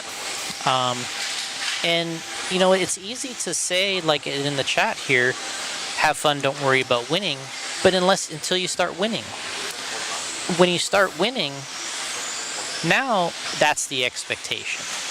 Yeah. And for me, that in my racing, that was the expectation. I didn't go anywhere when I was traveling, whether it was Florida or Georgia or Alabama, or to me, that was the expectation. Every time I'm like, how am I going to TQ and how am I going to win? That's the number one thing. And if I can accomplish those things, I'll be happy. If not, I'm going to be in agony until the next race. That's just how it works, When you're at that level and that competitive, and I'm not a Mayfield. I'm not that talented. He's the world champion. He's the 31-time national champion. Dakota's a 40-time national champion. I was just, a high-end, lower pro with a great regional driver. And that was my mindset. I don't care where I travel around here in this general area. If I don't TQ and win, I'm going to be pissed. And that's the mindset. So now when you're you almost have to have that mindset too when you are at that level to be successful to win. Where you're like, I'm going to go out here and kill it. Yeah. But the point that he's making about having fun, it is fun. But what ends up happening is once you start winning and people start to treat you as a winner, you really set that as the standard. Is, hey, it doesn't matter where I go or where I travel to, people expect, and I expect to be a winner here, and that's what I want to do. And so that's the chase. Right now, that's the challenge, and it's really hard to unwind from that and just kind of be a normal dude out there that's kind of sucks. Like, Yeah. and I go through that when I race now. I'm just like, I suck at this. Like, I'll have like some good laps. I'll have some good races here and there. But in general, I'm not able to do what I've been accustomed to doing, which I always felt like if I wanted to run really well, I could run really well. I always felt that. Like, if I really set my mind to it and I was really concentrated on doing something, I could do it. But I can't do that anymore. So Yeah. it's like, I think that's a common thing. So you have to be able to, you have to recognize, you have to adjust for that. And like today, I would be happy here if I could build my cars, set up my cars, and just drive them and have fun with them without the competition side of it. Like, because I like the equipment, I like the cars, I like driving them. But then once you enter the how fast are you and all this stuff, it's kind of like, all right, I don't want to get too invested here. And you're not putting so much time. I haven't even driven my truck yet. I'm like, I need to get out there, And it's a ton of fun. And you go through this metamorphosis. I think through the beginning and the middle and the end. For all these guys that are out here, and you see a lot of fast guys come in and get out. But, and going back to Ty's one of the ones. He's always kind of been a staple, within the community. And another one would be like, for instance, Lutz, in 8 scale, and he's been able to find rides and everything. People were mentioning WRC for Ty, and it all gets back to, can this guy bring in $500,000 worth of sales? and a lot of the time, and you sponsor a lot of people. It's there's a lot of JConcept drivers out there, and do they move the needle? Are they making that? And when looking at that, how do you guys perceive that? For having such a large team, or does this make sense for the business? Yeah, I mean, I think a couple things is, one of them is, is the racer active? Are they participating all the time? I think that's important. If somebody wants to be sponsored and they want to go through everything that has to be done to be a sponsored racer, and they only want to do it a couple times a year, it's really kind of a waste, because they don't need it. They're not that active, they're not that influential, because they're only doing it a couple times, and they should just buy what they want and race how they want to race at those couple times a year. If you're doing it where it's just nonstop and you're racing all the time, all year long, now you're probably in the running for all that, because you're using a lot of product. You're getting better. You're probably influential with your performance and your knowledge. So that's where you become to me, in the sponsorship territory, where because you're looking for somebody that can influence a certain way and show people that the product works, or it has performance, or that it's an improvement for other people. And people that have a lot of influence traditionally are either fast, or they have convinced people one way or another they know what they're talking about, or they just have a lot of friends. And those are pretty big influencers in the business. And so those are the people that I think that are key. And the guys that just want to race and do it when they want, a couple times a year, then they probably shouldn't do that. Just build whatever you like and run whatever you want, and then it's their choice. They don't have to be held to any kind of expectations, or any product. They don't have to be held to anything, and makes it a little easier. So yeah, it's a different game today, in this than it was in the 80s or 90s. But influencers are still influencers. It doesn't matter if it's Jay Halsey, Cliff Lett, or Spencer Rivkin, Ryan Mayfield, Dakota Fenn, these guys at the high level, they do influence something. They have an influence over the business or the industry or the direction or the trends of the product. And then there's people that can influence at another level, whether the product that is out and selling can continue to sell, continue to perform. Those are people that race at a little lower level. And there's another lower level after that, another lower level after that. But somebody that just that's only been racing a year, they don't really influence the direction of the industry, the business, the cars, or the platforms, but they might have a good influence over a good group of people or their local area, and that's good too. Yeah, and it's talking about influence and trying to get more people, I guess at the end of the day, into RC as well. On our side of it, for the media side of it, that's what we've always tried to do. We try and help more eyeballs on what's going on to hopefully interest people to come out, as well as this is pretty cool. I had saw one podcast, I think it was Wheel and Trigger, with Mayfield and Brent Densford at Beach, and Mayfield had mentioned, because they're saying, well, how, basically to the effect of, how can we get this more mainstream of intrigue people? And I think it was the drama. I think you guys had it with the No Apologies shirt and the drama that him and Tessman had, at Vision 2 years ago.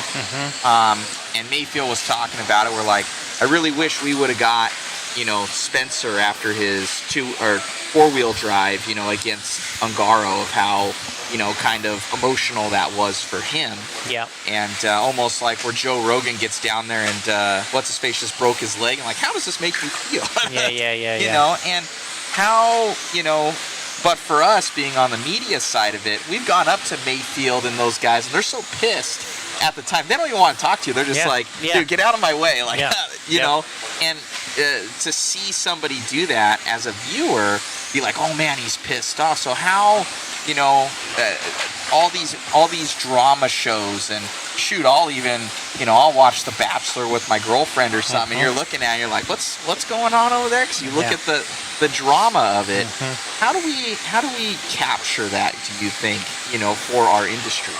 Well, I think one thing that's different about this is a participation thing, not really a spectator thing.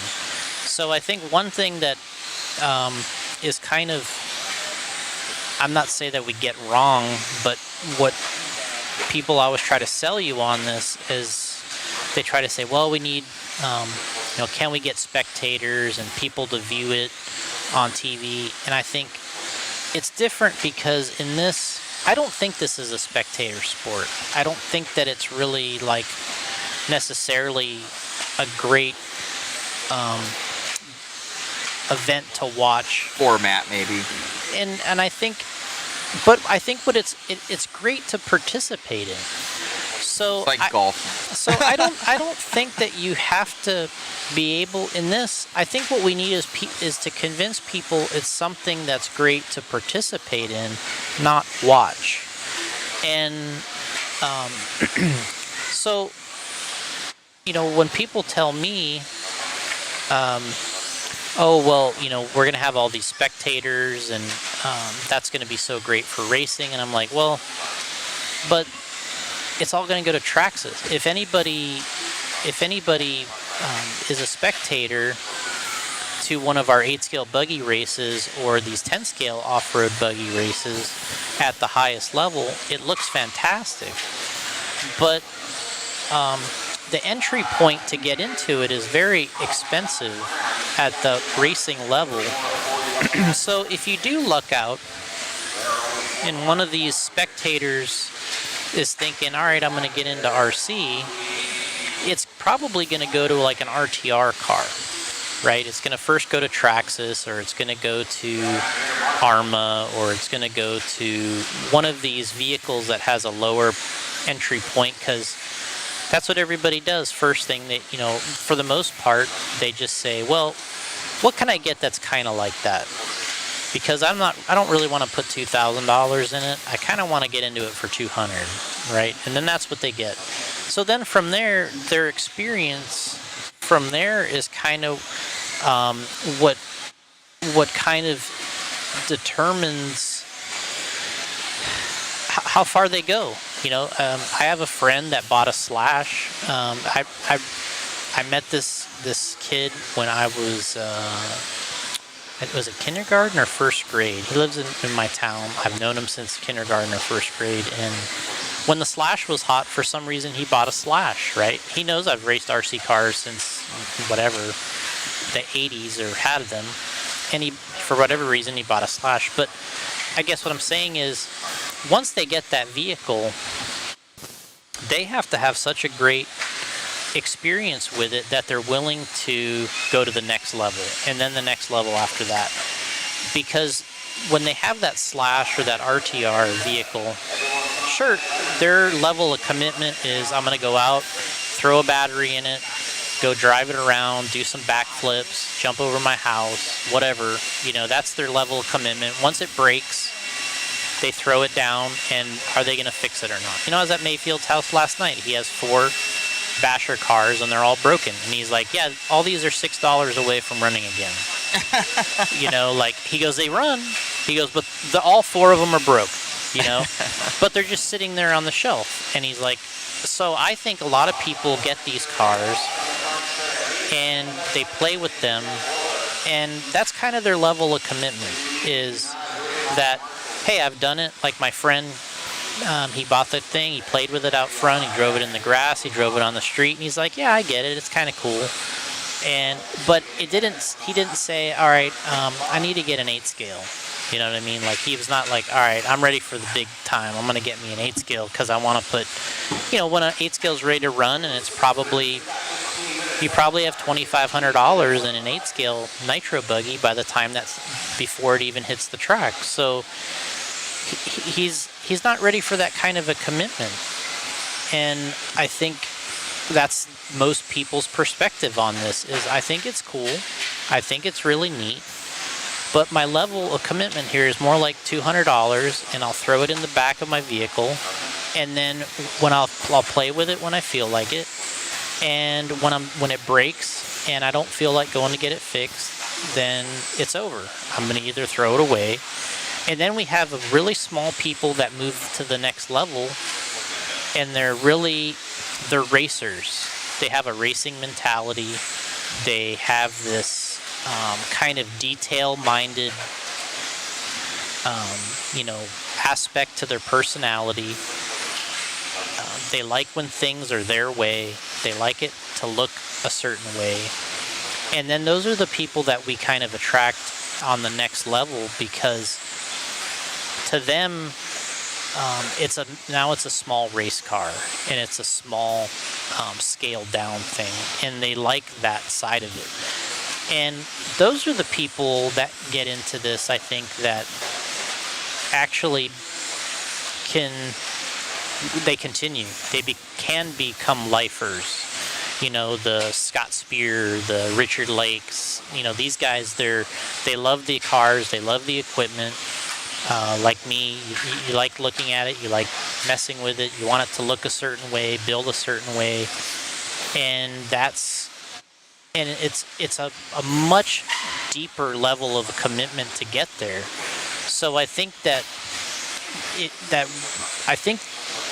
it's slightly foolish to think that there's so many people that have that much commitment for it out there, because if you think about RC racing, it's all time. You have to have a ton of time that you want to work on the equipment, because that's really what it's about. Is you got to work on it, you got to set it up, you got to mount tires, you got to prepare, you got to practice, you got to go through the ups and downs, and that's a huge dedication to one thing. When there's other things you can do that don't require any dedication, right? Like you just go through the motions. So this is like a huge passion, dedication thing. And so I think that what we have to do in this is we have to target the people that are that kind of personality. Like somehow we have to be able to get to people that first you have to have money in this, in anything. You can't just go out and do all kinds of That's a continuum. You can't just buy, you can't just, hey, I like boats, you know what I mean? Or I like, go get a boat. or I like trophy trucks, or break out another 1,000. Yeah, everybody likes stuff, but you have to have the money to buy it. And this is no different. You have to have, if you're going to do this, you got to have thousands in it. That's how it works. And then once you get into it, you got a couple thousand in it, then you have to keep putting some money in it to continue to do it. That's what this is about, and it's a kind of about what everything is about. That's how a lot of stuff is. So we have to find the people that have the money. You have to have this detailed kind of personality that, and a little bit obsessive. You kind of are a little bit of obsessive personality that wants to be better, and you want to dedicate a huge amount of time to something. Because if you don't have any of those things, there's no way you're going to do this. Because it's all dedication, it's all passion, it's all, you have to have some money, it's all of those things. So if you don't have any of that to begin with, you're not going to be doing this. So it doesn't matter if we have 100,000 people in front of us doing this. If none of them have any of those things, none of them are going to get into it. So we really have to target the people that have these type of things. They are competitors. They are the Al Horn kind of guys that they love competing in something. Just give me something with wheels and I'm going to race it. You know what I mean? Like, those are the kind of people that are really good in this, because they're dedicated, and they love the competition. They love that idea that they can get better. And those are the kind of people we have to have, because it's all spent. It's a lot of time. Oh, wow. Got Gotti Jr. chiming in here. So, yeah, I think that's number one is, to get this, first of all, everyone's like, hey, we need to make this all more popular. It's like, well, we have races with thousands of entries. We have club racing. We have activity. We have 10 scale, 8 scale, short course. We have rock crawlers. We have drift cars. We have minis. We have mini Zs. We have everything under the sun. Anything you can think of. Motorcycles now. Motorcycles. We have everything you can think of. It's pretty popular. Yeah, it is it's pretty popular. It's a $1 billion industry. I don't know. Well, probably through everything. So it's pretty popular. Yeah. It's not that it's struggling. Yeah. So it's successful. It is successful. I think we have people that do it. Sure. Would you like to see more people doing it? Yes. But if you could but we have to find these people that are dedicated on so many levels.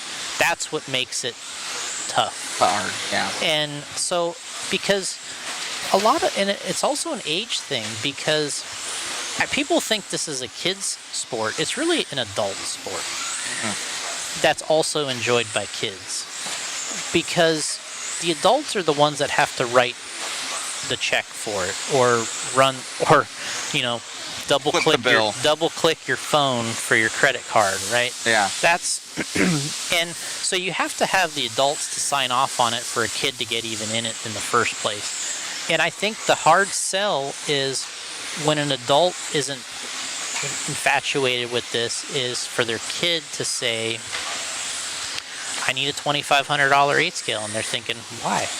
Like, this is, you know what I mean? Like, isn't there something else that you want? And they're like, no, I like this. And then, but if the parent says, I want a $2,500 8 scale, they're going to get it, because they have the $2,500 to spend. And then if they get their kids into it, now they're rolling, right? The parents are in, the kid is in, we're all in. Pretty soon you're the Testmans. Yeah. We're making this happen. Dude, we're all in. We're making this happen. And I think it just takes that spark. I know mine was, my dad had an old Yokomo 4-wheel drive. He used to race after work with his coworkers at Ranch Pit Shop. Yeah. And It was a belt drive, and I thought it was so cool. You could see all the internals of it when you took off the body, because I only knew of Tyco before that, Walmart. It's all covered. It's all covered, and I was like, I thought it was so cool. It's weird, but I thought it was so cool to have body clips. I don't know why, as a kid. And I take off the body and see all the internals, and then I bought my brother's double XT, and then it's all, I'm here. Fast forward. Yeah. And, you know, it just takes that spark. And I think it's one of the things, if you just try and get that spark for people, like I talked to my girlfriend, obviously she's not super into the mechanic side of it. She goes, she didn't know this existed before me. Yep. She goes, what?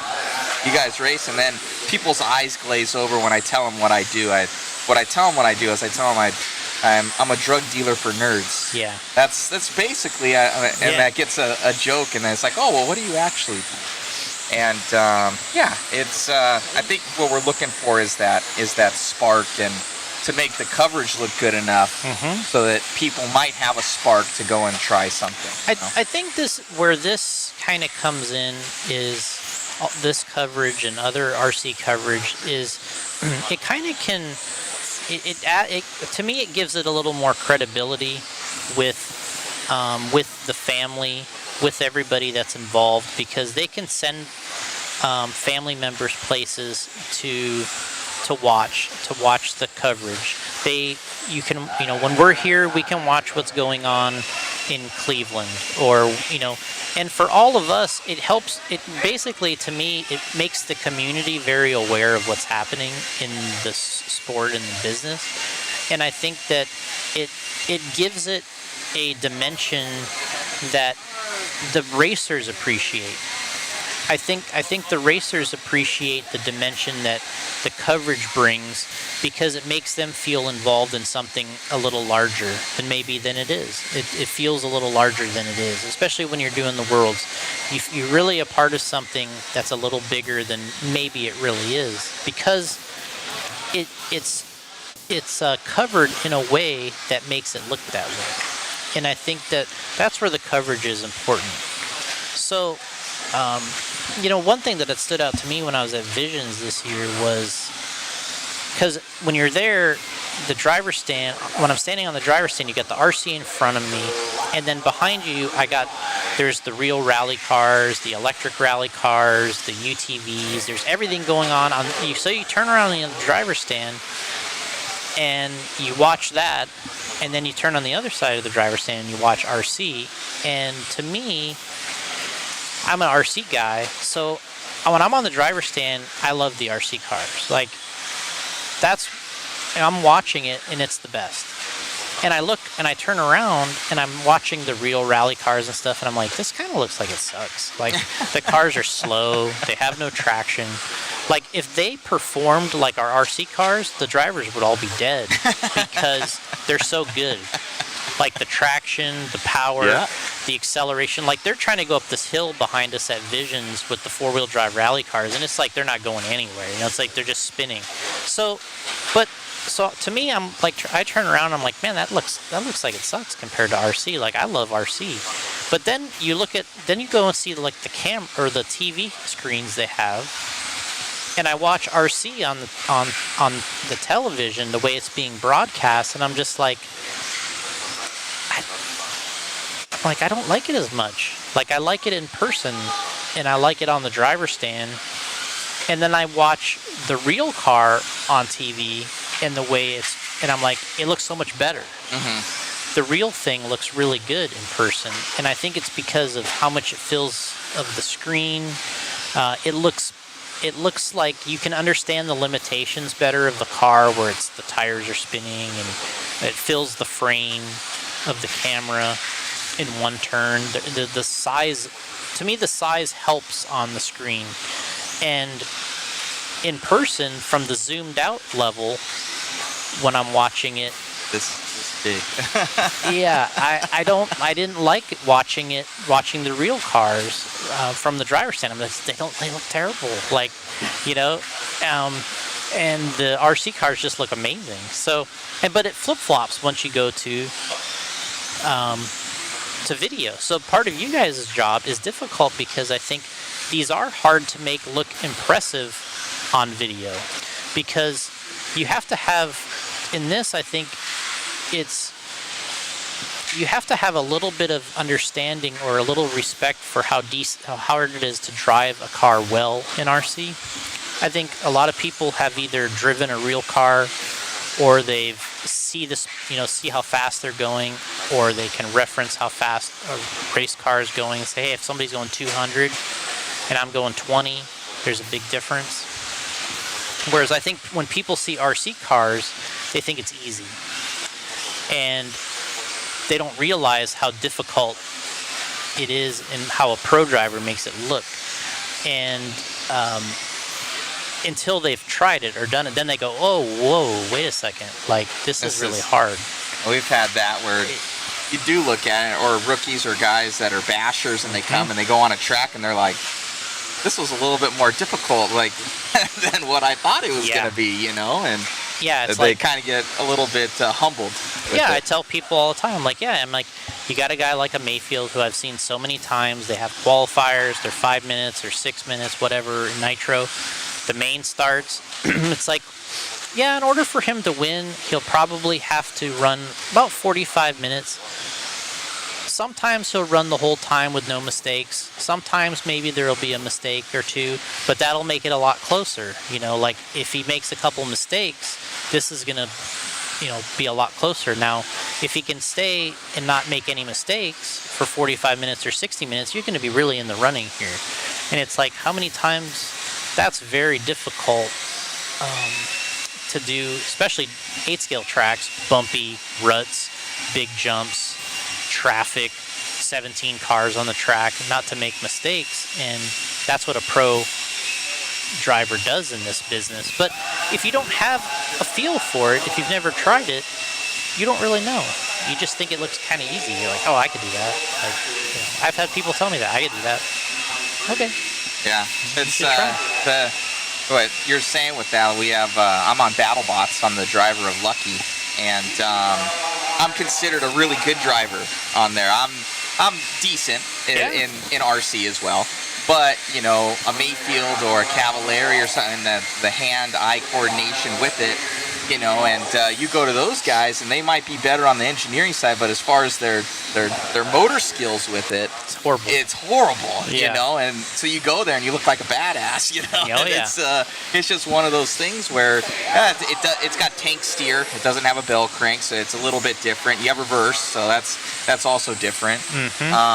But you go into it, but it's same, once you get the timing right and once you start getting the feel to play, and then it's it does make a difference with a good driver. But a lot of guys and online, they're like, oh, he's so good. I'm better than the average Joe, but it takes that where people don't know sometimes, where they're like, this is, you do have to practice at it. Yeah, it's, it's really neat that you do that. I mean, I had a similar conversation with Jay Halsey at the Nitro Challenge, because he does a lot of television commercials over the years, movies he's known for. That's kind of, he got into that business through RC, being in the movies and television commercials. But he's telling me these stories about the vehicles he drives now, and the stuff the commercials that he shoots. And he was the '85 world champion, so it's been quite some time. He's the first one on the wall over here. Quite some time since he was the world champion, but he's still the go-to guy in that business, because and they don't even run like RC cars anymore. He's like, the thing that I'm using, the controller that I'm using, the way it works, and he goes, but to me, when he's telling me these stories about how it goes, what it is now what he has is a lot of great judgment with the scale cars interacting with either humans or real cars. One of the things he was telling me about was driving. I don't remember if it was the EV, the Hummer EV commercial or something he was doing, where they're driving straight at the camera, and his job was to go the opposite way and through the car underneath. And so he's driving a essentially what he's saying is like a $500,000, whatever the number. It's a huge number. That's the camera car, and he's driving that thing, and he's like, well, I want to talk to the guy that's driving, the EV Hummer, and they're like, why? Like, you don't need to talk to anybody. You just drive. He's like, no, because he's driving at me. Don't react. He's driving at me. I'm going that way, and he's driving at me. I need to kind of know which way are we going. If you get too far, do I bail to the right? Do you bail to the right? Like, you know what I mean? Like, how does this all work? I need to be on the same page. But I guess the long story short is he's still using those good RC skills and the judgment he's learned over time to be in a pretty amazing field. And he still has to change things and work on things and to get what people want.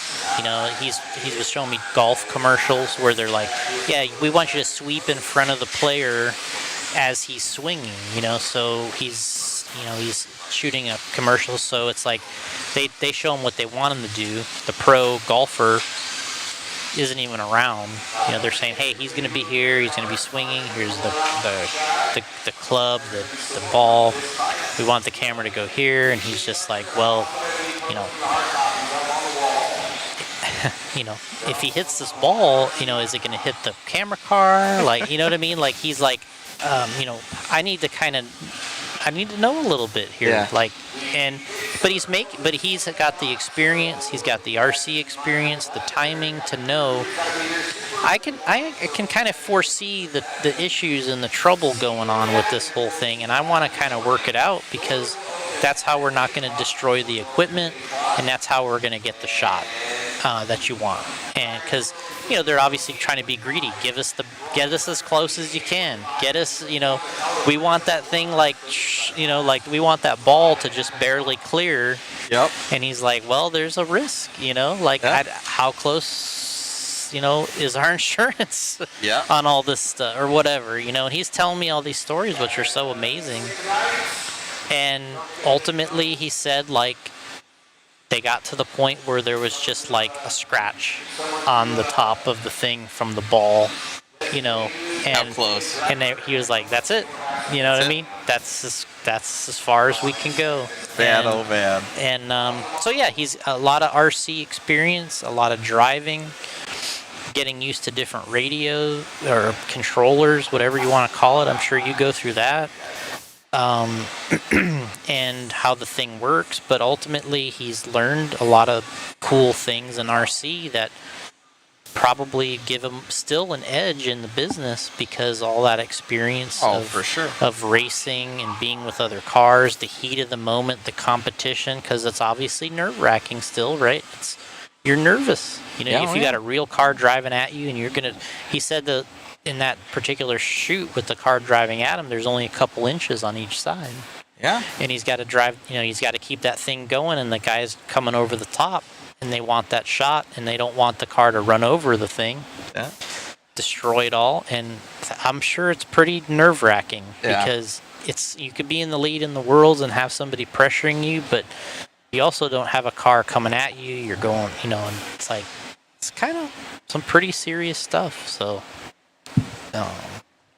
That's what RC's gotten him. It's nuts. Yeah, even in battle bots, they're like, oh, don't try and push up against them. You'll burn out the motors. Don't try and do this. And I'm like, this 250-pound robot's trying to kill me right now, and every hit is like $500. And it gets worse and worse, and it's nerve-wracking. You got 3 minutes, and you have to kill this thing and disable it. And it's out there. So definitely RC experience does help.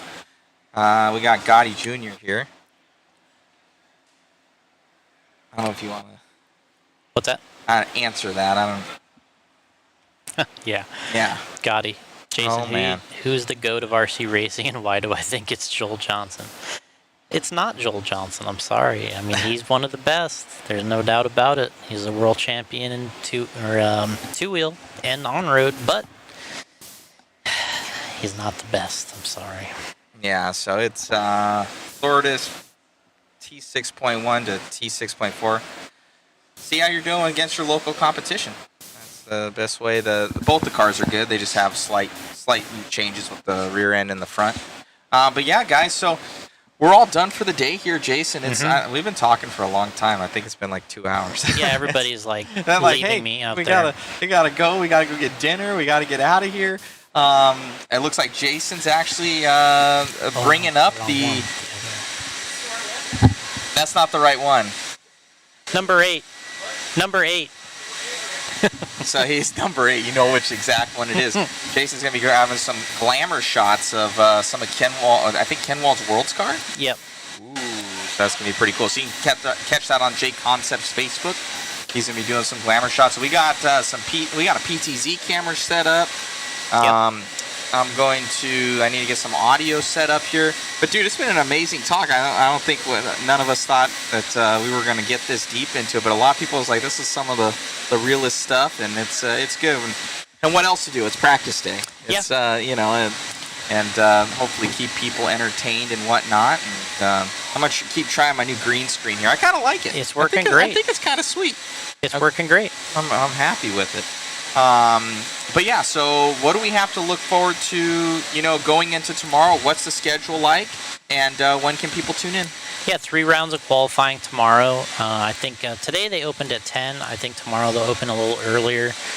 And yeah, start tuning in around probably that time frame, around the 10-ish area. We'll get the 3 rounds of qualifying going. We got a pretty good turnout here this weekend, but it's not...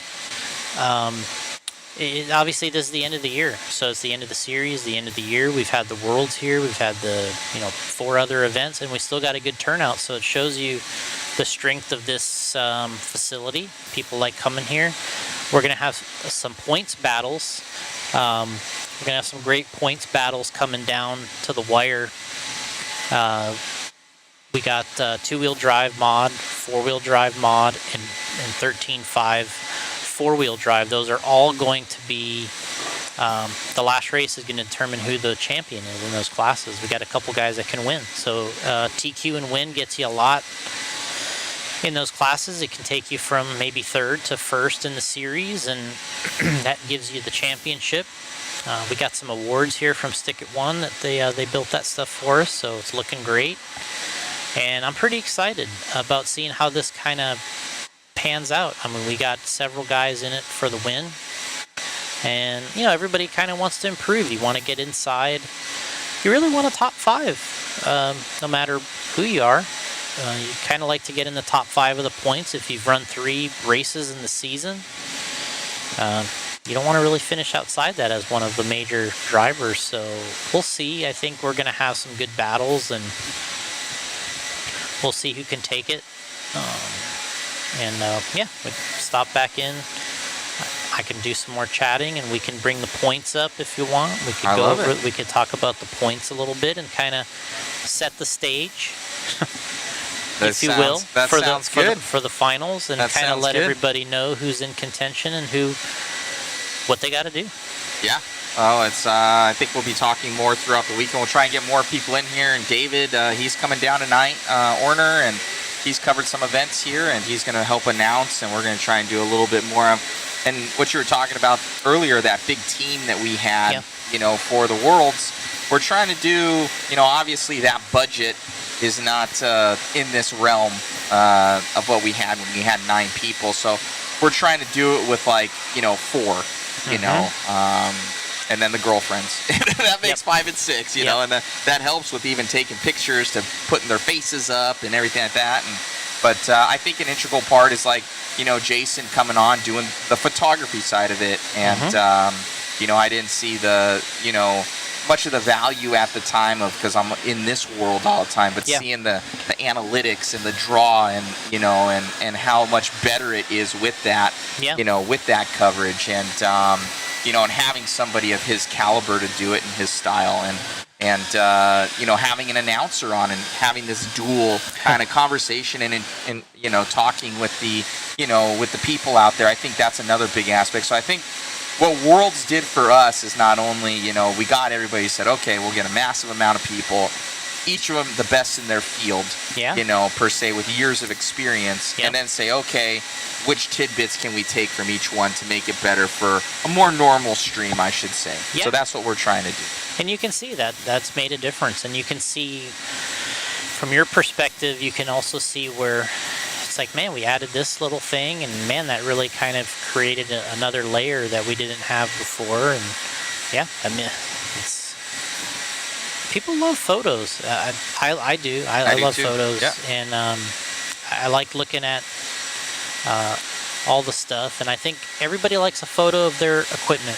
And that's what we try to do when we do these races. When Hannah, she was one of the things that she did is she made a list before the race of all of our racers that were running, you know, JConcepts, and we tried to get a photo of at least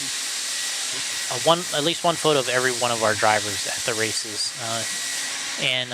But she was so after, you know, a couple years, she was in tune with for the most part, our team, and you know, she had an Excel list of essentially the team drivers doing each race, and she could kind of make a checklist for herself. And it's like, man, I just need that one more guy, and I'll have a complete list, Complete set. And then on top of that, you know, like you said earlier, we photo everybody. So, you know, you'll see photos of everyone's cars, not just our drivers. So we try to get, obviously at that time when she was doing the list, we would try to get at least one of our drivers, and then as many other good photos, they went up. If it was a good photo, it went up. You know, like we talked about, sometimes you have to take 500 to get 50 or whatever the number is.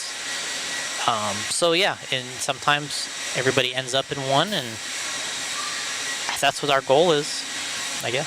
Most definitely. Well, you know, hopefully you guys tune in tomorrow to our coverage. What they say, they're kicking off at 10? Or is it 9? It'll probably be around 9, yeah. 9 or 10, so kind of expect us around there, guys, for this. We're going to, we're going to shut down here. We got a couple cameras to set up. I got some other stuff to do. Go grab some dinner. Maybe I'll drive my car on the track when lights are out. You know, I gotta run sometime. It's the media session that we, know. There's a special practice session. Special practice session for media. I have not had any laps on this track. But it looks like Jason already killing it. You know, he's shooting that number 8 Worlds car from Kenwald, and you know, rest in peace to him. A huge influence on, you know, this community and JConcepts and you know, the dirt web, you know, all sorts of stuff. Yeah, I mean, obviously this is the track that kind of like really embraces Kenwald the best with their banners and kind of the display cabinet. They were the closest his last home track. So yeah, they kind of feel, and they have the big Kenwald race where they donated a ton of money this year. Yeah, we raised $6,000 actually with that waffle fund, man. Unreal. So it was great. We wrote a check to them and sent it along, and I think they just got it, so, and they're cashing it. So it's you know, amazing. We will have a waffle going on. I know Jason's figuring everything out on that side. Yeah, we're coming up with something. So we'll get that live to help the live feed, and Ashley, we're trying to get that car back. Oh yes, Ashley, and we'll comment on it. That's a whole another ordeal. Yeah, we're shipping our stuff back. From Island, and the shipment is been sitting there for a month. It hasn't gotten shipped out, so the car's coming back. So as soon as we can get the car back, it's going right back to him. So. Our word, guys, it's gonna make it happen. So, alrighty, gentlemen and lady, probably ladies. Thank you so much for tuning in. Thank you, Jason, for everything. And heck, we'll see you tomorrow, my man. Yep. Thank you, Jason. Thanks, Matt. All right, guys. So we're gonna tune on out. This is we're all done. Thanks, brother. And kept Jason probably longer than he wanted to be here, but I think it was some good conversations, and he's a wealth of knowledge. So yeah, we're looking good for the day. I want to do more stuff, but it was such good conversation. He's over there checking out that number 8 car there, and he's getting photos, and that's pretty sweet. So thank you, guys. Comment anything you wanna talk about right now. If not, I'm gonna shut this thing down the next 30 seconds. How old am I? 32. I'm old. I'm getting old. I've been in this hobby, since I was probably 12. No, probably 10. Jeez.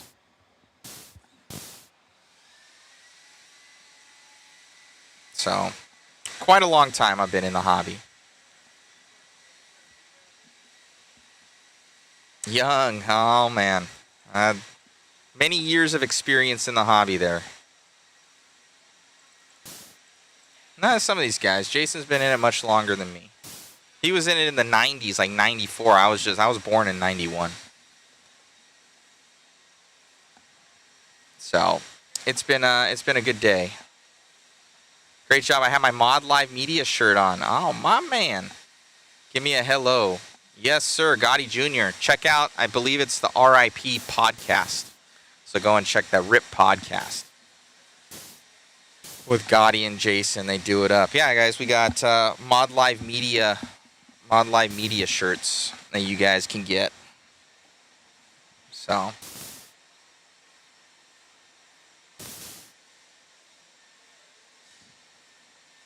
they look a little different. They kind of look like this. Oh, I took my mod. These are super comfortable. I took that off for more of my like professional shirt. If you guys want to support the stream, we got these too. They're like $20 or something like that. They look like that.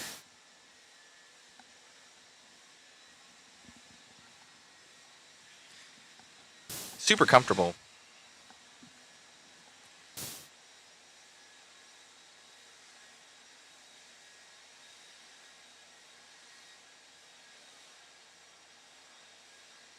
I tell you what, the material's awesome on the shirt. It is. It's really nice. Our jackets, too, they're super comfortable. We'll be giving some of those away on the waffle. All the stuff I get, like even these are actually really comfortable. I wear stuff and I'll go through and I'm like, if it itches my skin or something, nope. I got to be able to work in it all the time. And I wear the shirts normally throughout the day. They say, my girlfriend says mod t-shirt. She's like, stop wearing the mod t-shirt. It's so comfortable. It's a good sleep shirt. Those are nice too. Alrighty, guys. Thank you, Peter Renaud. Appreciate it, sir. Tune in tomorrow, guys. We're looking forward to it. Hope you guys like the new green screen. This thing's dope. So for everybody that doesn't know, it's not a TV behind me or the track. It looks like, boom. It looks like that. It's pretty sweet. It's my first time ever using it, so I'm kind of excited. So it might not impress you guys, but it impresses me. I am impressed with the green screen.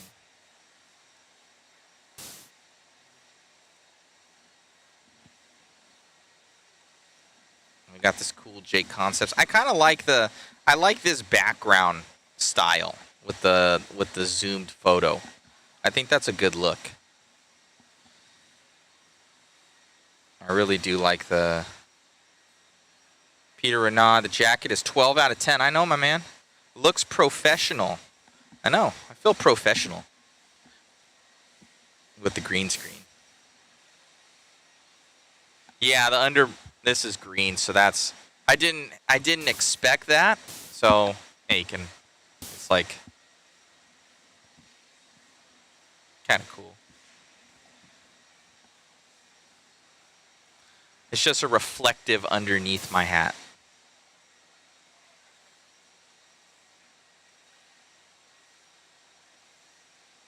It's kind of cool. It's fine. It doesn't really take away from it. Yeah, so everything is good, guys. And yeah, the camera's like actually facing up and not like directly at me. Maybe I'll have it a little further down. I don't know. I think this is like the right angle. So hopefully this all works out. I had to jumbo around my setup here to get this right setup here, and we got two lights over here. You guys can see kind of the setup right there. Is that the other camera? Oh, that's my that's a replay cam. That's why it slowed down. So this is how it kind of looks in the background here.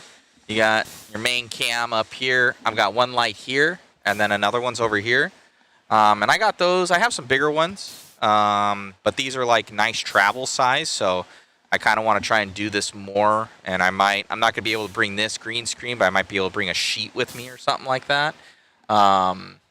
So hopefully we'll be able to do more green screen activities. And then I got one table here. I got another one over here that has everything, and we're going to have a bunch of cameras around. We got our photographer over here. We have a side camera. Photographer's killing it, doing stuff over there. So yeah, we got a bunch of kind of everything going on. So it's pretty cool. It's a little different. We haven't seen it. So it's a little different for us. A new setup. We're always learning.